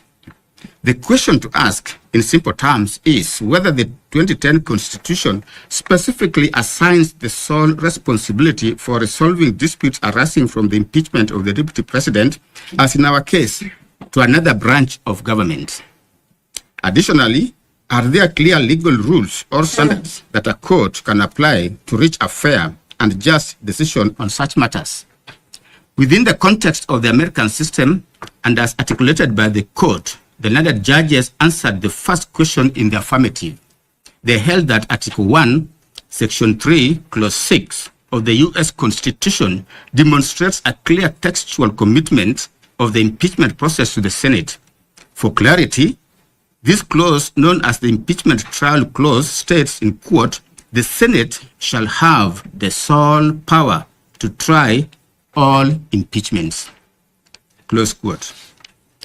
We previously referenced the pre-2010 Constitution drafts that were brought to our attention by Dr. Thiankolu. What is evident from this text is that the people of Kenya clearly intended for the impeachment process to be a justiciable matter. This conclusion is supported by the fact that each constitutional draft contained provisions affirming this intent. This position is unsurprising when considering the historical context in which the Constitution was created. The people of Kenya sought to move beyond a past where the judiciary was often marginalized or bypassed in efforts to check governmental excesses. Instead, they envisioned a new constitutional order in which all branches of government would be held accountable and subject to comprehensive constitutional oversight. This aspiration was central to establishing a balanced system that ensured no arm of government operated beyond scrutiny. We are therefore not convinced, against a holistic reading of our Constitution, that there was any intention to deliberately place the impeachment power on the legislature with no judicial involvement. To hold otherwise would be to create an absurdity whereby the dictates of the Constitution under Articles 23, 160, and 165, 3D2 would be defeated.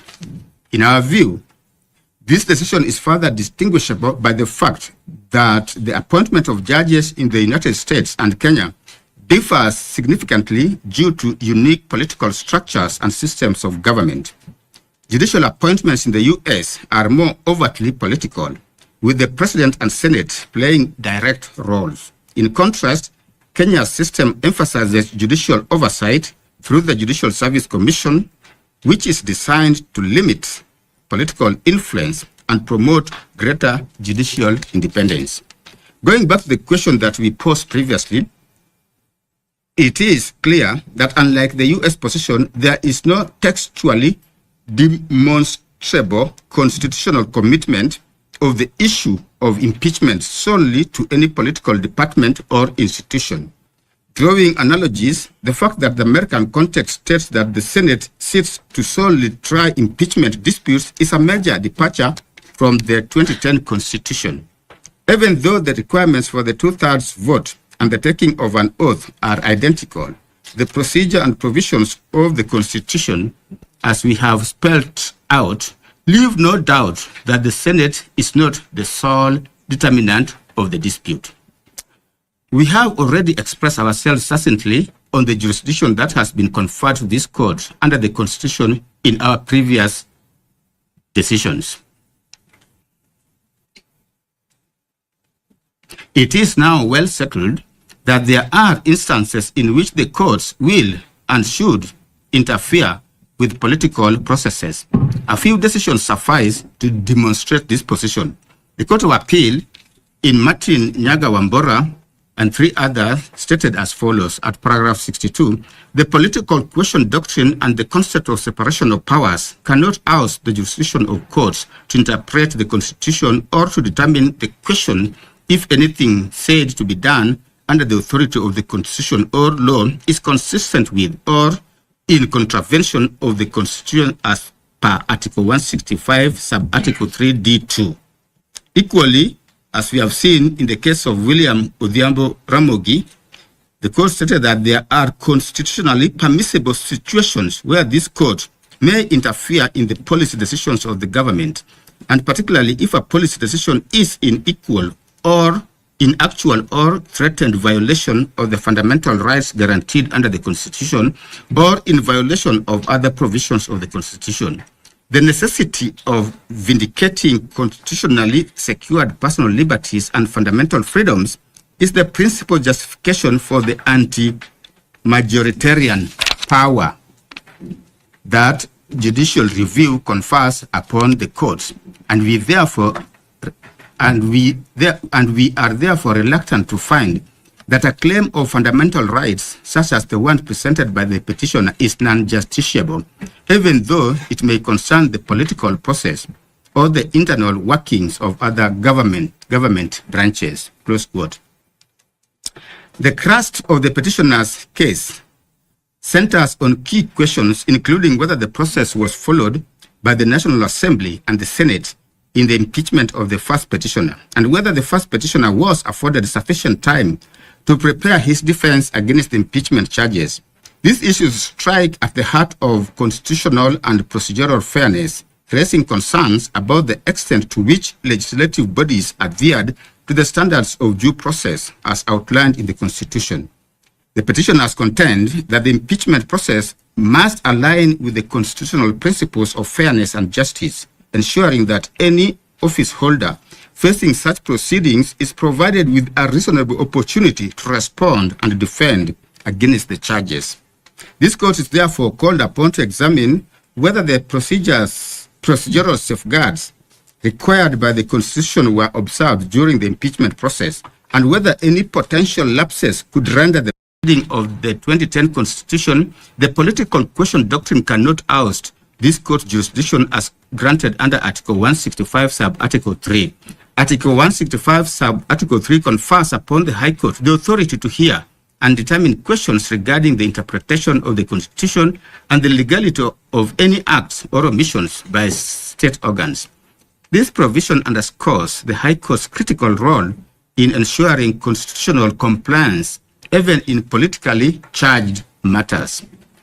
The Supreme Court of Kenya in Sonko case supports this position in its holding that impeachment proceedings are inherently political. They do not fall beyond the scope of judicial review. The court stated as follows. It's a fairly long quote. I've given it. In Martin Nyaga Wambora versus Speaker of the Senate, the Court of Appeal also held that judicial intervention in impeachment must be exercised cautiously. While conservatory orders may be issued to protect constitutional rights, they should not encroach upon the legislative process unless clear evidence of constitutional or procedural violations exists. The court underscored that judicial intervention should respect the separation of powers, ensuring that the judiciary does not undermine the functions of elected bodies. South African courts have similarly addressed the scope of judicial intervention in impeachment process, emphasizing the balance between constitutional oversight and respect for the separation of powers. A notable example is Economic Freedom Fighters versus Speaker of the National Assembly and others. This is a 2018 matter which involved impeachment proceedings against former President Jacob Zuma. In this case, the Constitutional Court affirmed that while the judiciary has the authority to ensure that impeachment proceedings comply with constitutional requirements, it must exercise restraint to avoid encroaching on the disciplinary functions of the legislature. The court made it clear that judicial intervention is warranted only when necessary to correct political procedural irregularities or constitutional violations. The ruling highlighted that conservatory orders should be applied with caution to prevent unwarranted intrusion into the legislature's domain. The court had this to say, in quote, courts must be careful not to impose themselves in a matter that disrupts the legislative process or undermines the authority of Parliament. Judicial oversight is essential to safeguard constitutional rights and ensure procedural fairness, but it should not extend to directing how the legislature carries out its internal disciplinary proceedings unless there is clear evidence of procedural defects or breaches of the Constitution. This decision underlines the principle that the judiciary's role in impeachment matters is not to take over legislative functions, but to ensure that such processes are conducted in a manner that respects constitutional norms and procedural fairness. It reinforces the idea that while the doctrine of separation of powers is crucial, it does not preclude judicial oversight when fundamental constitutional principles are at risk. It is therefore our finding, based on the above, that the Constitution of Kenya has clearly delineated independent and distinct paths for the three arms of government. Accordingly, this court's intervention in the matter before it is warranted through a very narrow window that allows for oversight in cases where constitutional infractions are alleged in the impeachment process. This position is reinforced by our previous determination that the petitioners have established a prima facie case in the petitions before this court. Dove is different. With 1/4 moisturizing cream, it deeply nourishes for radiant skin all over. Try Dove. And I will handle that issue, that is whether the conservatory orders in place should be confirmed. We reiterate that we dealt at length with the nature and principles for consideration in application seeking conservatory orders. That was in ruling number 1, which we delivered some few days ago. We adopt that discussion as part of this ruling by your reference, and suffice to say that the three main principles for consideration are as follows. The first one being that the need for the applicant to demonstrate an arguable prima facie case. The second, whether the public interest will be served or prejudiced by a decision to exercise discretion to grant or deny a conservatory order. And the third is that whether, if an interim conservatory order is not granted, the petition or its substratum will be rendered nugatory. We will consider the same principles as they play out in this matter. On whether prima facie case has been demonstrated,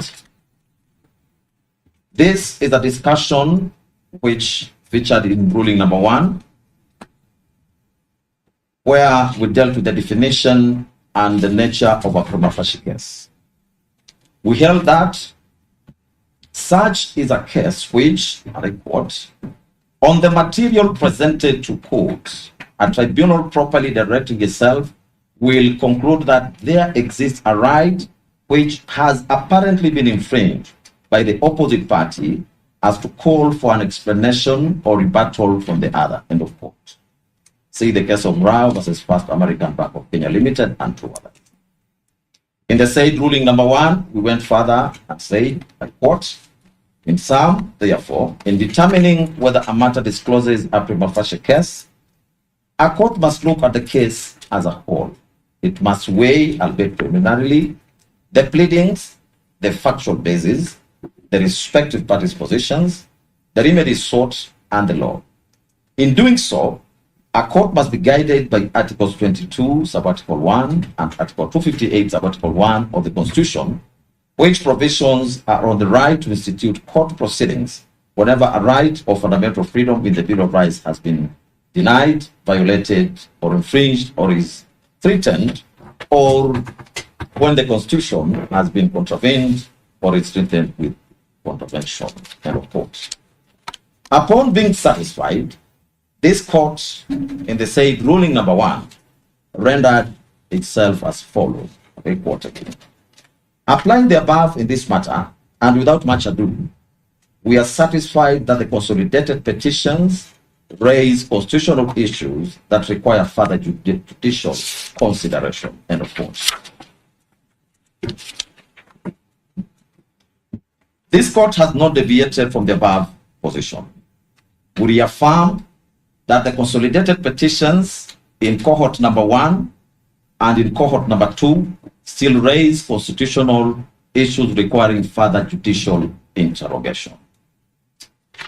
The second issue is whether with public interest consideration. Black's Law Dictionary described public interest as the general welfare of a populace considered as warranting recognition and protection, something in which the public as a whole has stake, especially in something that justifies government regulation. In ruling number 1, we found and held that, quote, public interest tilts in favor of allowing the constitutional process to proceed unhindered, end of quote. To therefore understand how public interest factors into this matter, it is necessary to examine the historical context of the office of the now Deputy President. Naturally, the starting point is the retired 1963 Constitution, which hereinafter will be referring to as the 1963 Constitution. Chapter 2 of the 1963 Constitution addressed the executive, with part 1 thereof focusing on the President and the Vice President. Section 4 of the 1963 Constitution established the office of the President as follows, I quote, there shall be a President of Kenya who shall be the head of state and Commander-in-Chief of the Armed Forces of the Republic, end of quote. Section 6 addressed a vacancy in the office of the President. And I may not go through all that, but it's in the ruling, you'll find it. Section 15 of the 1963 Constitution dealt with the office of the Vice President. This one I will read. Section 15, subsection 1, read as follows, I quote, there shall be a Vice President of Kenya who shall be appointed by the President. Subsection 2, the President shall appoint the Vice President from among the ministers who are elected members of National Assembly, provided that no appointment to the office of Vice President shall be made at any time when the functions of the office of President are being exercised by any person other than the President. Subsection 3, the Vice President shall be the principal assistant of the President in the discharge of his functions. We have emphasized that provision. Subsection 4, the Vice President shall not enter upon the duties of his office unless he has taken and subscribed the oath of allegiance and such oath for the due execution of his office as may be prescribed by Parliament. 5, during his tenure of office, the Vice President shall not hold any office of profit other than those of Vice President, Minister, and the Member of National Assembly. Subsection 6, the office of the Vice President shall become vacant, A, if the President so directs, B, if the holder of the office ceases to be an elected member of the National Assembly, otherwise than by reason of the dissolution of Parliament, or C, upon the election of a person to the office of President. It follows that under the 1963 Constitution, the Vice President serves solely as the principal assistant to the President in the discharge of the presidential functions. The Vice President had no other duties and could be dismissed by the President at will. After a lengthy and others 20-year pursuit for constitutional reforms, Kenyans ultimately adopted a new constitution in August 2010, which will be referring to as 2010 Constitution just to distinguish it with the 1963 Constitution. The 2010 Constitution has been widely praised as transformative, particularly for its fundamental restructuring of the country's constitutional and governance framework. The 2010 Constitution establishes the executive in chapter number 9. Article 131 outlines the authority of the president, while Article 132 details the functions of the president. Article 147 provides for the functions of the deputy president as follows.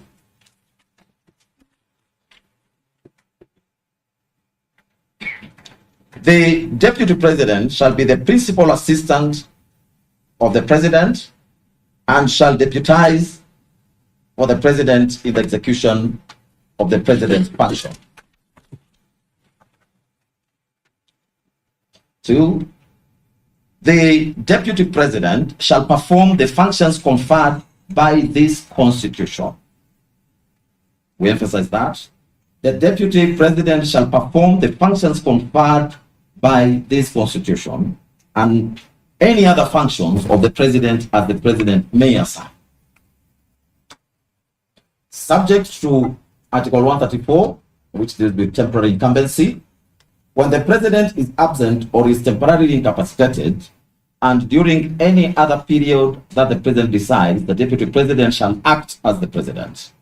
And sub-article 4 says that the deputy president shall not hold any other state or public office.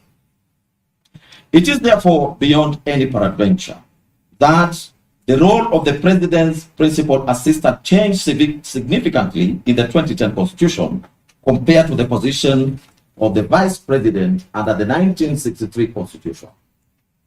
Some of the notable changes include: 1, whereas the vice president was solely the principal assistant of the president, the deputy president is both the principal assistant of the president and also deputizes the president in execution of the president's function. 2, the deputy president performs specific functions conferred by the Constitution. 3, the deputy president may perform any other functions of the president as the president may assign. 4, unlike the vice president who was appointed by the president from among cabinet ministers who are elected members of the National Assembly, the deputy president under the 2010 Constitution is elected together with the president and holds no other public office.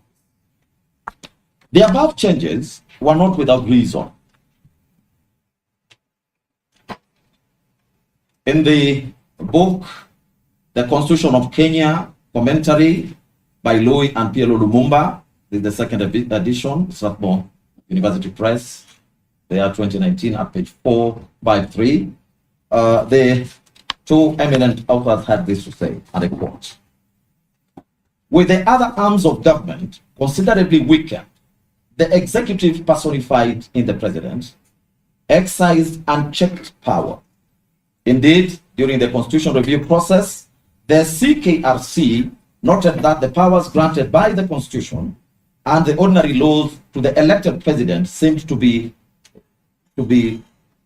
share characteristics with those of the colonial governor. It then resolved during the constitutional making process to divest some powers from the president with the aim of avoiding an imperial president. End of quote. The above cannot be far from the truth.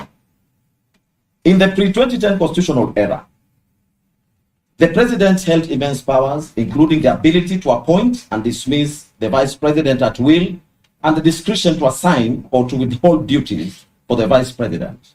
Consequently, the vice president served entirely at the president's mercy. That was the framework that the 2010 Constitution sought to transform. Under the 2010 Constitution, the office of the deputy president has been fundamentally redefined. It is now safeguarded from arbitrary and capricious actions by the president. Article 172 grants the deputy president specific constitutional functions, in addition to any duties the president may assign. This provision was intended to address the previous situation in which a president could, for any reason, choose not to assign any duties to the deputy president, effectively sidelining them. Thanks to the 2010 Constitution, even if the president does not assign any additional duties, the deputy president still has specific constitutionally mandated functions to perform. In this way, the deputy president is no longer at the mercy and the discretion of the president. Under the current constitutional framework, when the office of the deputy president becomes vacant, two outcomes flow. First, any functions that were assigned to the deputy president by the president automatically revert to the president. Second, the functions expressly conferred upon the deputy president by the Constitution do not revert to the president and cannot be performed by anyone else. This is a departure from the 1963 Constitution, under which the president could appoint a minister to act as vice president in the vice president's absence. The 2010 Constitution includes no such provision. Therefore, if the office of the deputy president is vacant, the specific constitutional functions assigned to that office remain unfulfilled. For clarity, not even the Speaker of the National Assembly may discharge the functions vested in the deputy president under Articles 147, Subarticle 2 of the Constitution. In light of the above, we are convinced and hereby find that the current constitutional framework does not envision any scenario in which the office of the deputy president will remain vacant, except during the brief period required to fill such a vacancy. Another equally important provision that adds credence to the above position, that the office of the deputy president cannot be left vacant, is Article 146(3) of the 2010 Constitution. However, before we interrogate the said provision, suffice to note that Article 150, Subarticle 2 of the Constitution, which is on the removal of deputy president, has it that the provisions of Articles 144 and 145 relating to the removal of the president shall apply with the necessary modification to the removal of the deputy president. Returning back to Article 146, which article deals with the vacancy in the office of the president, sub-articles 1, 2, and 3 of that article provide as follows. This one I'll read.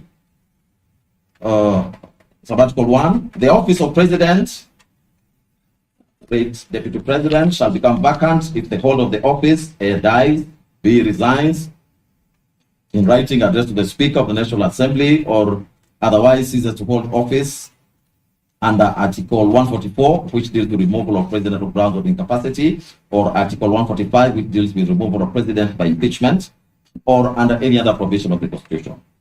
Sub-article 2, when a vacancy occurs in the office of president or deputy, 1, the deputy president shall assume office as the president for the remainder of the term. 2, if the office of the deputy president is vacant or the deputy president is unable to assume the office of president, the Speaker of the National Assembly shall act as president, and an election to the office of president shall be held within 60 days after the vacancy arose in the office of president. Sub-article 3, a person who assumes the office of president under Clause 2A or following an election required by Clause 2B shall, unless otherwise removed from office under this Constitution, hold office until a newly elected president is sworn in following the next regularly scheduled election under Article 136 of Article 2A. End of sub-article 3. Therefore, to us, a holistic reading of Article 146 alongside Article 152 of the 2010 Constitution, and in relation to the filling of a vacancy in the office of the deputy president in this matter, yields the meaning that the person who assumed the office after the impeachment of the deputy president shall, unless otherwise lawfully removed from this office, hold that office until further orders of this court or until the current term of the president ends, whichever comes first. The foregoing demonstrates that the structure of the Constitution, which reflects the popular will of Kenyan citizens, envisions a scenario in which the office of the deputy president will always be filled except during the brief period of required to fill the vacancy as already stated above. Based on the foregoing, we now turn to the nature of the conservatory orders in this matter. It is widely accepted that the purpose of conservatory orders is to preserve the status quo pending further orders of this court. The Supreme Court in Gachagua, Peter Munywa, and Dixon Mwanda Idinja and two others say as much. In this case, maintaining the status quo would mean, one, that the first petitioner remains impeached under Article 145, sub-Article 7, which affirms the finality of the impeachment process with the following provision, I quote, if at least 2/3 of all members of Senate vote to uphold an impeachment charge, the Deputy President shall cease to hold office. And of course. Two, additionally, the prevailing status quo will mean that the Deputy President nominee, Professor Abraham Kithure Kindiki, does not assume office. With such an approach, while such an approach may seem fair, reasonable, and balanced, and one which this court will ordinarily be inclined to adopt, the unique nature of the Deputy President role under the 2010 Constitution suggests a different course. Allowing these orders to stand will leave the office of the Deputy President vacant. The problem, however, is that no other person is authorized to carry out the constitutional functions specifically assigned to the Deputy President under Article 147, sub-Article 2, once those assigned by the President revert to the President in the absence of an office holder. The result would be a de facto suspension of Article 147(2) of the Constitution, an outcome that no court should knowingly permit. For clarity, this court firmly holds that no court should issue orders that have the effect of suspending the operation of any provision of the Constitution, such an outcome is clearly not envisioned by the document itself. The Constitution was not handed to Kenyans on a silver platter. No, it was achieved through great struggle and sacrifice. Therefore, it is the duty of the court to uphold its provisions as intended by the framers and as demanded by the people of Kenya. Furthermore, Article 259 of the Constitution mandates that the document must be interpreted as always speaking. This means the Constitution is a living document designed to address contemporary challenges and to be applied consistently and continuously without interruption. Suspending any provision of the Constitution, even temporarily, would undermine this principle by creating gaps in its operation and disrupting the intended balance of governance. The Constitution is structured to ensure that all its provisions are effective and operative at all times.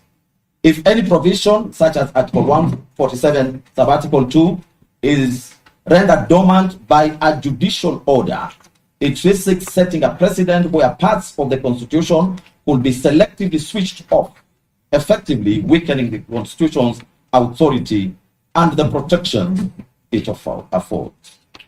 Additionally, we are mindful that courts are guided by the principle of constitutional supremacy, which requires that all judicial decisions align with the Constitution's objective and upholds its integrity.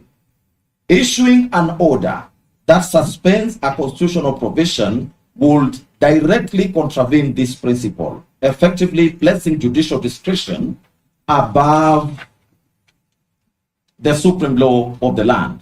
This will be inconsistent with the spirit of judicial restraint and the court's role as a protector and not a modifier of the Constitution.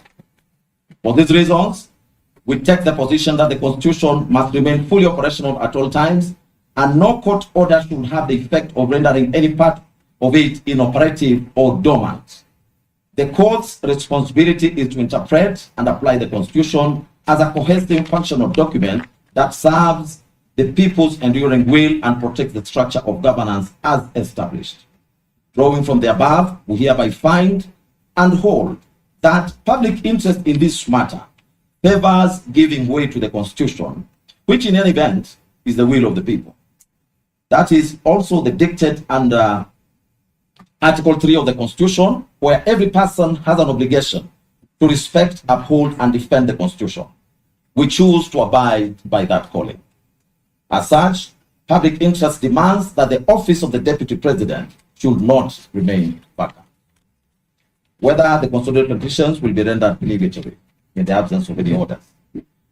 As we stated in ruling number 1, because the consolidated petitions challenge the entire impeachment process, the fundamental issues at stake remain live, even though the parliamentary proceedings have been completed. Furthermore, as previously noted, should any of these petitions succeed, this court will have no shortage of effective remedies to address the situation.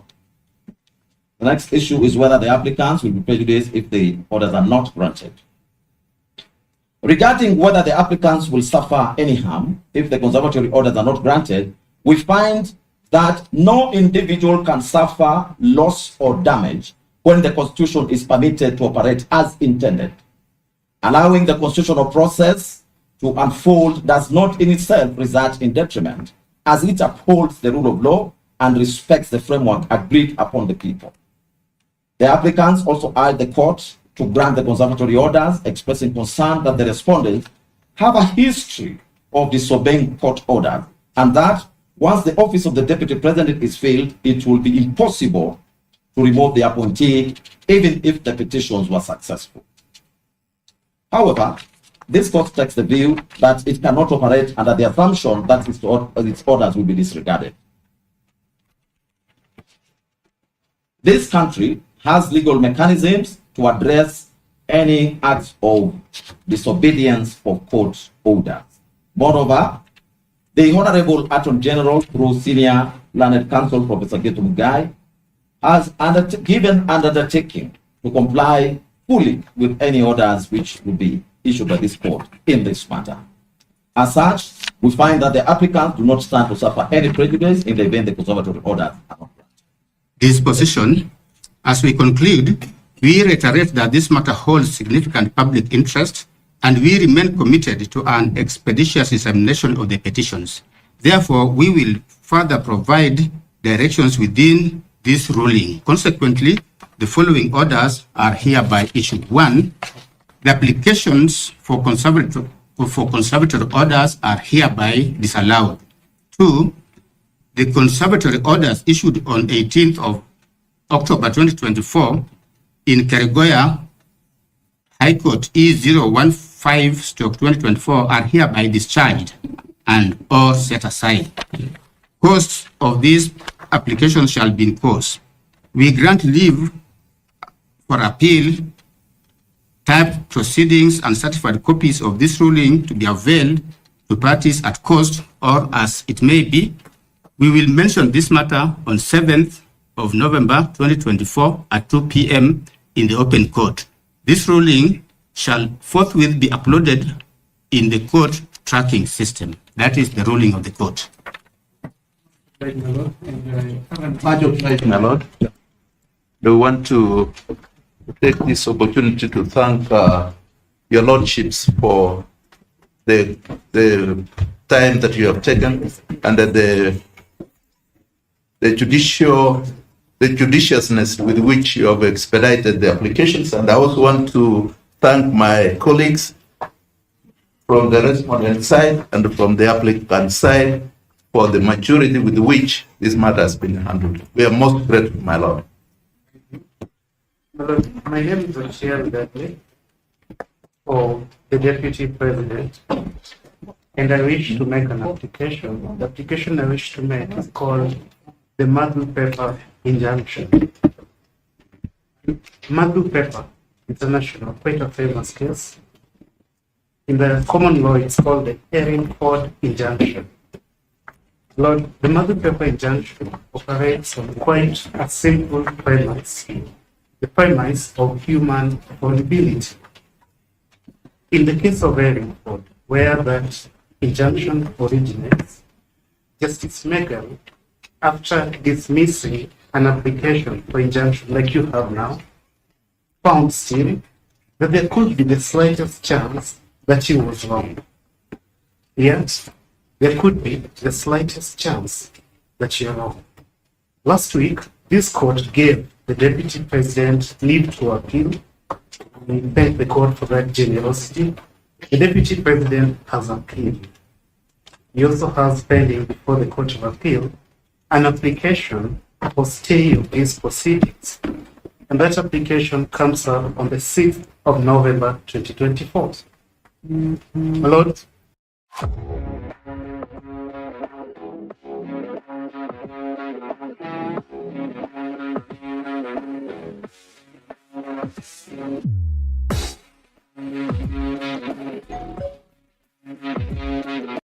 operating on the premise of human vulnerability, the foundation of the Erin Ford Omadupepa injunction, we request you to recognize that you could be wrong.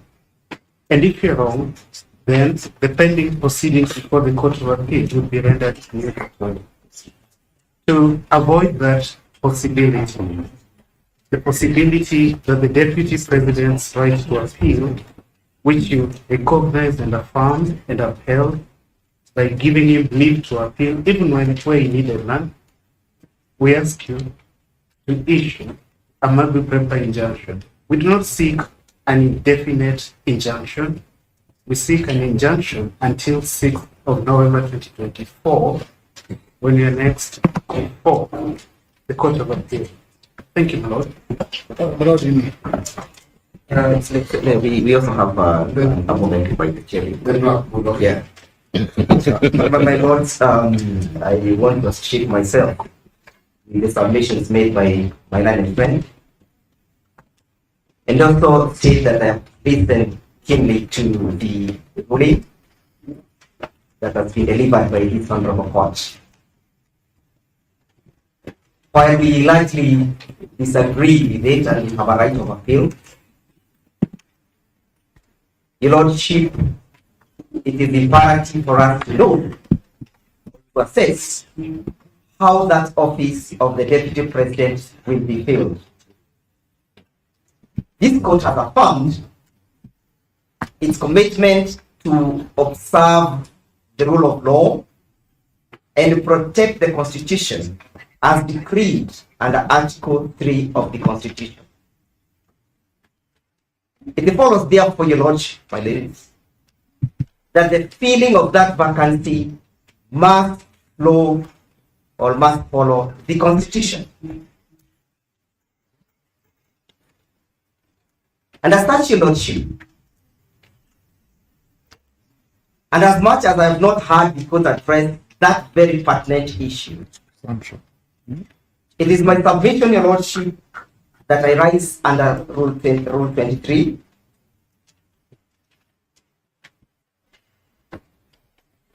Beg your pardon. Rule 23 and Rule 24 of the Mutunda Rules. And I make an application, Your Lordship, that pending the determination of this application, done under Rule 24, that since this honorable court does issue conservatory orders suspending the swearing in of Professor Rigathi on the following grounds. Your Lordship, Article 10 of this Constitution, of the Constitution, by this honorable court, to observe the rule of law. It further calls upon this honorable court to commit itself to ensure that there is good governance,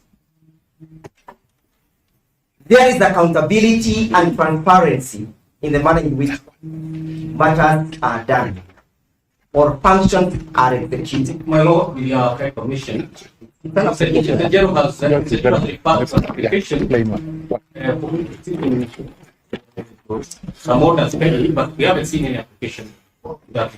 Yes, Your Lordship, if Mr. Sakamoto was keen to read the rules, the Mutunga rules allows me to move you informally.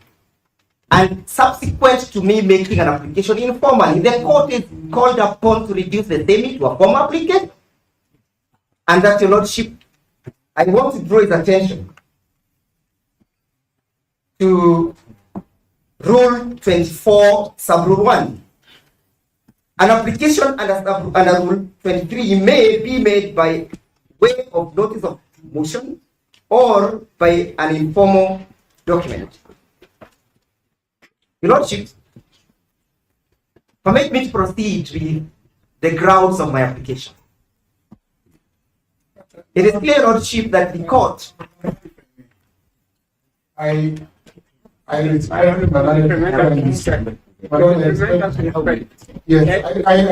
Mr. Njiru in replying to an application that is an exemption. Either in replying to E554, E554 2024, which is before the Court of Appeal, if you are replying to that application. And my Lord, if Malaya is replying to the exercise of this court of a epistolary jurisdiction, then you should say so. But you cannot refer to the exercise of jurisdiction, my Lord, when this court is found as officer. You have rendered yourself on the question of the application. And therefore, they cannot urge an application unless they say, my Lord, number one, is either served on us, or two, my Lord, because there's already an application for stay under Section 5(2)(b). The applications are before the Court of Appeal. That is live, and that has a date. This court will not have jurisdiction to entertain any other application for stay. They tried making an application for the Court of Appeal this morning using the same issue, my Lord. The Court of Appeal rejected the application. They were told to serve everyone else. So, my Lord, for my friend to come here and to seek to apply for stay again, having a second bite at the cherry, it's dishonest, my Lord. It's dishonest. That for the Court of Appeal. That could be your response to the application which will be made by NEGO. Yes, if there's an application. Thank you, Lordship. Your Lordship, permit me to move on with my application, and I ask Professor Ojenda to have a look at the rules that I have just referred to. That, Your Lordship, you be kind enough to interrogate the circumstances under which that office shall be filled. Your Lordship, it is on record, and I invite the court to take judicial notice, that there is a clear non-existence of a crucial state organ that is supposed to oversee the processes of filling of that office in the name of the Independent Electoral and Boundary Commission. Your Lordship, the Independent and Boundary Commission is created under Article 88 of the Constitution, and the functions are created therein. One of the functions, my lady, is to maintain a voters register, is to register voters. Under Article 99, Your Lordship, of the Constitution, as read together with Article 137, creates the qualifications upon which the President or the Deputy President must attain if one is to hold office.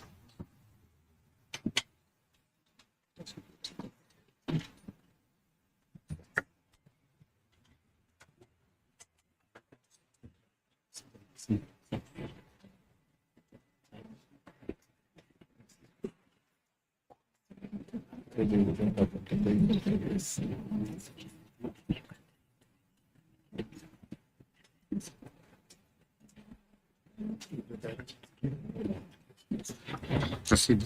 My ladies, my lord, it is clear that the functions created under Article 99 of the Constitution can only be executed and or implemented by the Independent Electoral and Boundary Commission.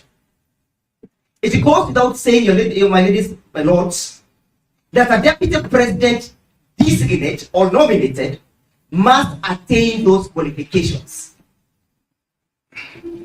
That is to mean, my ladies, my lord, that there must be an organ that will give a clean bill of health to say or to suggest that Professor Kithure Kindiki attained these qualifications. My lords, my ladies, I refer to the memorandum that was sent to the Speaker of the National Assembly by the President of the Republic of Kenya, dated the 18th of October 2024. In that memorandum, Your Lordship, the President drew the attention of the Speaker to the clearance of the designated candidate by the IBC. And this is what the President had to say. Your Lordship, the President indicated that he has had confirmation that Professor Kithure Kindiki meets and attains the qualifications created under Article 99 as read together with Article 113 of the Constitution.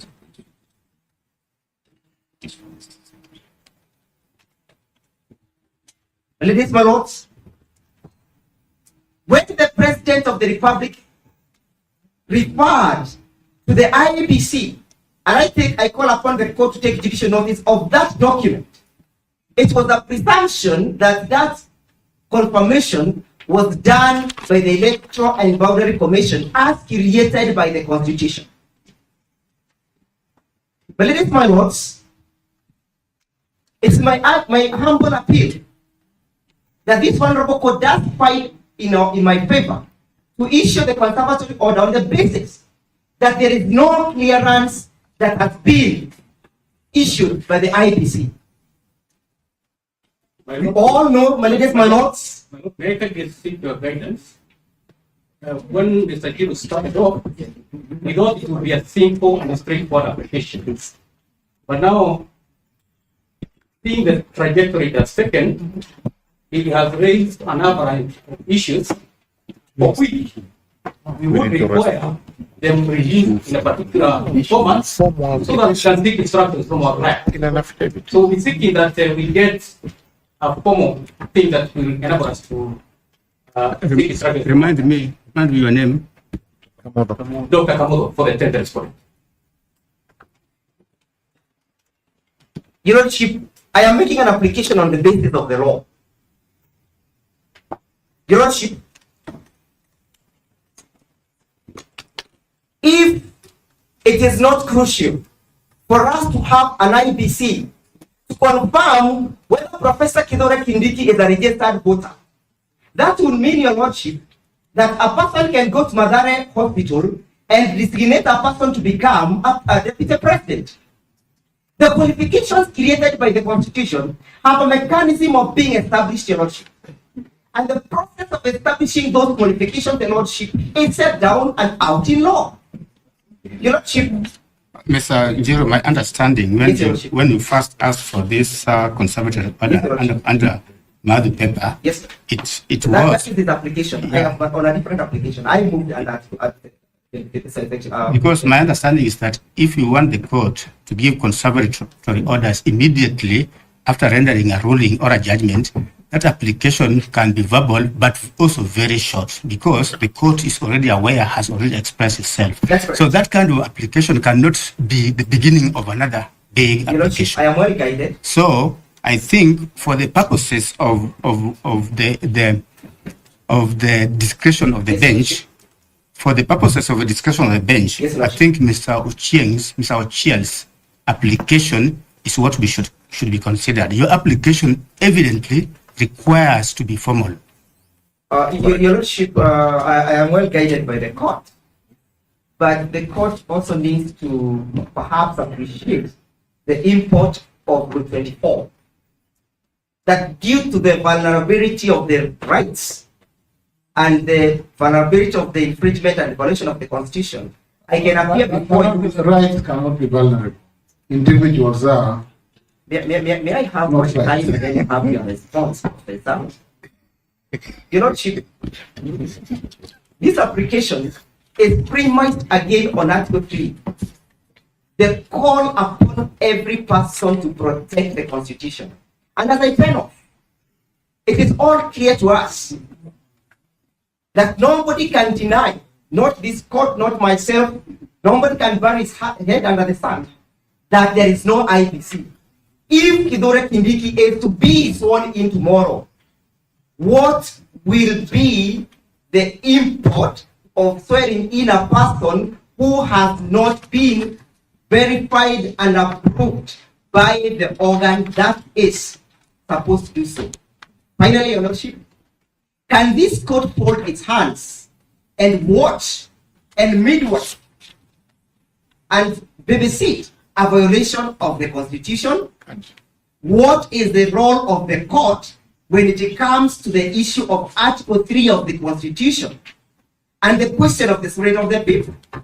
Your Lordship, I beg that you hear us. I beg that you grant the conservatory order staying the swearing in of Professor Kithure Kindiki on the basis that he has not qualified to hold that office. Secondly, on the basis that his purported qualification has not been verified by the body that is mandated to do so. In the absence of that, Your Lordship, you'll be inviting us to say that even an insane person can become deputy president, a bankrupt person can become deputy president. I rest my case. Lord, let me respond to... So that Professor Ojenda and every other counsel who is seated, please sit down. We have two applications, and this is not going to be a start of another court process. It's not going to be a start of another court process. The applications which have been made are discretional. So I'll only allow one response, and then we'll render a ruling. Only one response. If, my Lord, if I may respond, my Lord. My Lord, kindly. My Lord, you made a ruling. Okay. Okay, let me hear two people from this side and two people. You're one person. Dr. Kamindwa, please say what you want to say and be mindful of time, please. Yeah, I want to say Justice Eric Ogola, Justice Andrew Murima, Justice Rita, I've listened to what you're saying very carefully. Point of view, one would be interested in developing the students of the country. You have done, you have developed. But there is one thing I would like to point out to you very first. That we are operating in very dangerous water. With the form current. And it's an area where we have to call for wisdom. We have called for deeper understanding of human nature. And for deeper understanding of society which will be gained. And what I'm saying to you is reflected in my broad reading of the authorities indicated in the United States of America. If I may say some respect, perhaps more than anybody else, when I was engaged to get it involved in this case, I ordered a book from India straight about the election report on impeachment. And I've taken the trouble to read them day and night. And one thing that has emerged from all these authorities when I was reading them very carefully is that the court in United States have continued to think that we consider the able remarks of my young friend, Mr. Steve Watson, that we should not, and my friend, only it's one-sided. we should not ignore what they are saying like this. But it looks good. I finished it up. We don't want to move out of this point. And then all of us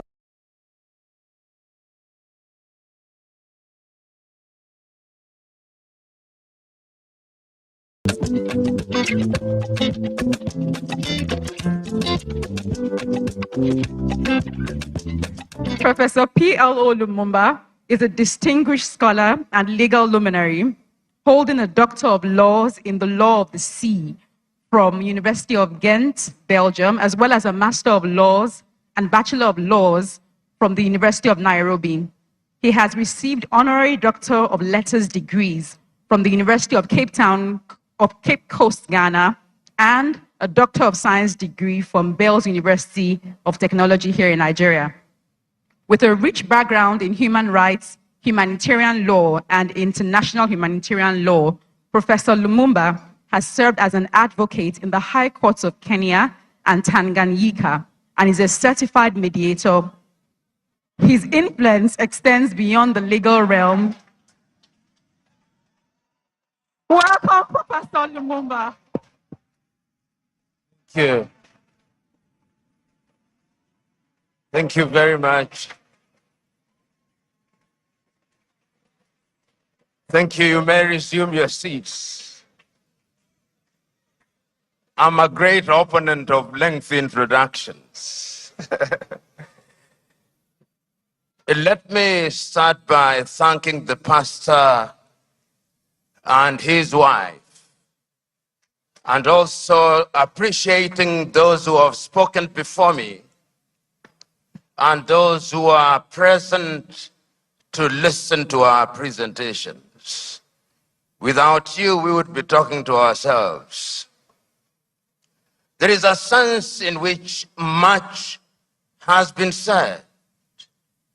If it is the history of the continent, slavery that has been mentioned, if it is colonization that has been spoken to, if it is neo-colonization that has been spoken to, if it is in describing the continent of Africa as having been divided so very arbitrarily in Berlin in 1884 and 1885, that has been spoken to. And we have been told so very correctly how that continues to bedevil the continent of Africa and to undermine our attempts at unity. Those of you who are students of history will remember that in 1963 in Addis Ababa, Ethiopia, and in 1964 in Cairo, Egypt, the debate was, should we redraw the boundaries?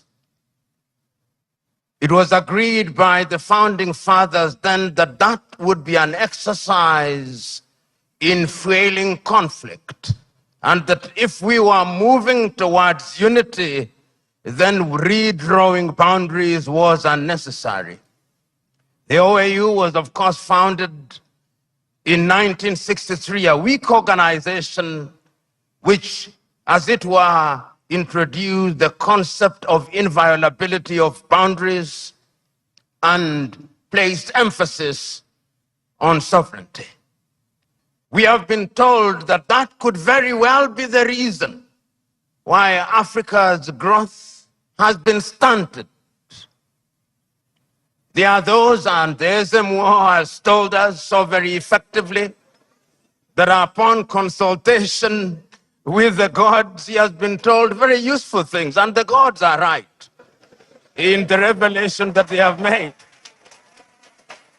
The gods are right in saying that we have suffered in many ways and continue to do so, and that therefore the post-independence African country or countries are bedeviled by many things.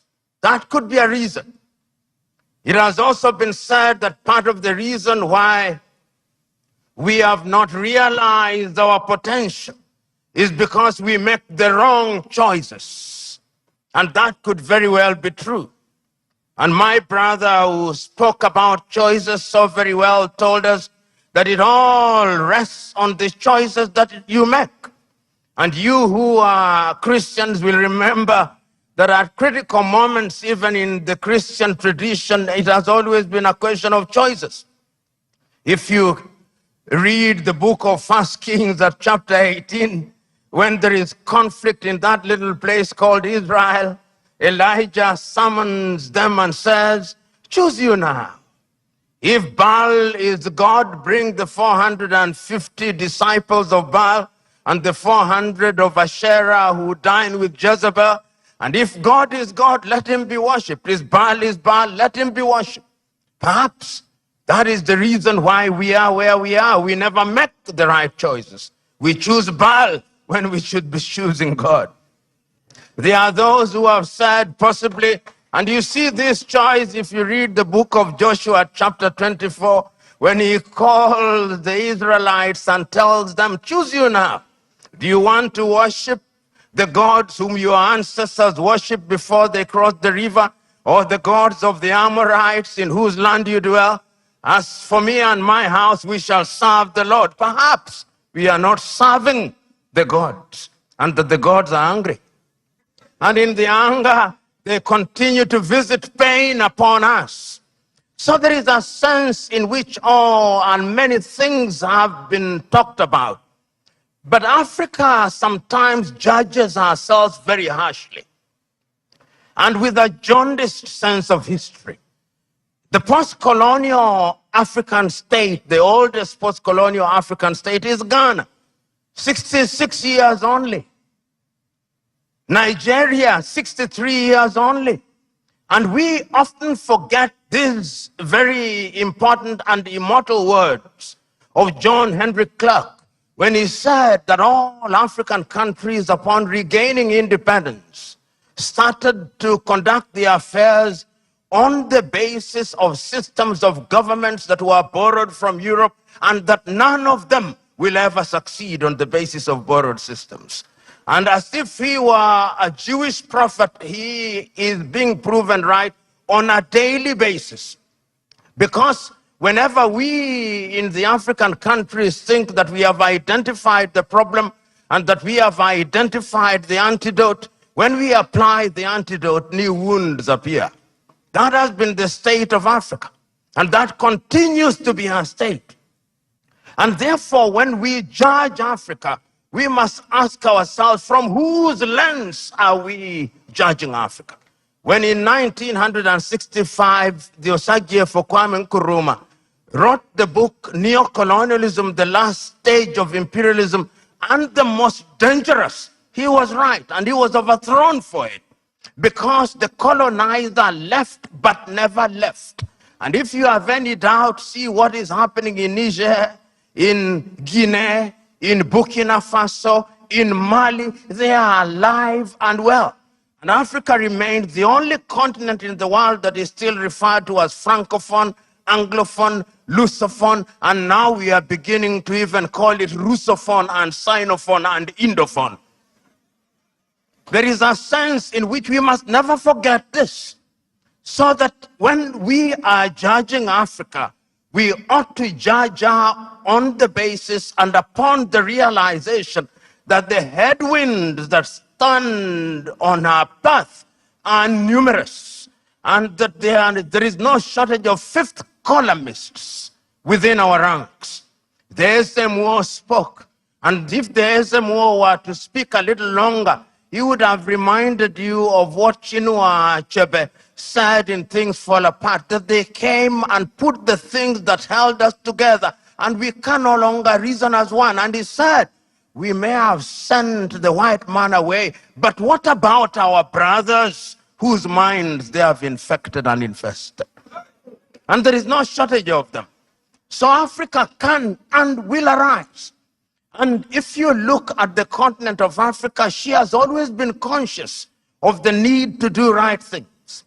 And if you look at the continent since 1963, and I can remember this so very vividly, I can remember Kwame Nkrumah in 1957 on the 6th of March saying, the freedom of Ghana means nothing if the rest of Africa is not free. He says the same thing in 1958. He repeats the same thing in 1960 in Casablanca, Morocco. He repeats it again on 25th of May, 1963 in Addis Ababa, Ethiopia, where he tells the 32 heads of states gathered there, we must live here with one army. We must live here with one currency. We must live here with one foreign policy coordinated. And I even suggest that we can have a capital, and I suggest Bangui in Central African Republic because it is the most central. But we listen to him not. After that, of course, we have had our gains. Under the aegis of the OAU, Africa was able to eliminate apartheid South Africa. Under the aegis of the OAU, Africa was able to chase away the Portuguese in Cabo Verde, in Angola, in Mozambique, in Guinea-Bissau. Under the aegis of the OAU, Africa was able to chase away the apartheid regime in what is now Namibia and the Ian Smith regime in what is now Zimbabwe. Let us not judge ourselves too harshly. We have made our mistakes, but sometimes it is proper, as my sister said, that we see half full glass rather than half empty. We must not debilitate ourselves by constantly bashing ourselves and looking at Africa from jaundiced eyes from Europe and America. And I'm suggesting to you, we have and will continue to make our mistakes. Look at Africa and the decision that she has made for herself over the years. As early as 1980, Africans sitting here in Lagos, Nigeria, came up with the Lagos Plan of Action. And the Lagos Plan of Action told Africa, in order for Africa to realize our potential, we must trade amongst ourselves. But the neo-colonizer was not resting. A little earlier, 5 years earlier, the neo-colonizers had sat down in Lomé, in Togo, not too far from here, and came up with an agreement of African and European and Pacific countries. And when that did not work, they sat again in Cotonou, here in Benin, and came up with the Cotonou Agreement. They are never resting. We must never forget that. The neo-colonialists are alive and well, and is always trying to frustrate what we do because Africa is their hunting ground. And we did not stop there. When we are doing things, you tell me what Africa has not tried to do. In terms of the airspace, we agreed in Yamoussoukro, in La Côte d'Ivoire, that we will open our airspaces in 1988. We sat in Abuja, here in Nigeria, in 2001 and said we were going to spend not less than 15% of our budget in the health sector. We sat in Malabo, Equatorial Guinea in 2014 and said we were going to focus on agriculture. We sat down in Maputo in 2013 and said we were going to ensure that our women were mainstreamed in the activities of Africa. We sat down in Abuja in 2013, in 2014 and said we were going to have free movement of people, and once again sat down in Kigali, Rwanda 2018 and said we were going to eliminate visas. We sat down in Abuja and said that we were going to silence the guns in 2013. We did not. And we sat down in 2020 and said we were going to silence them. And now the guns are alive.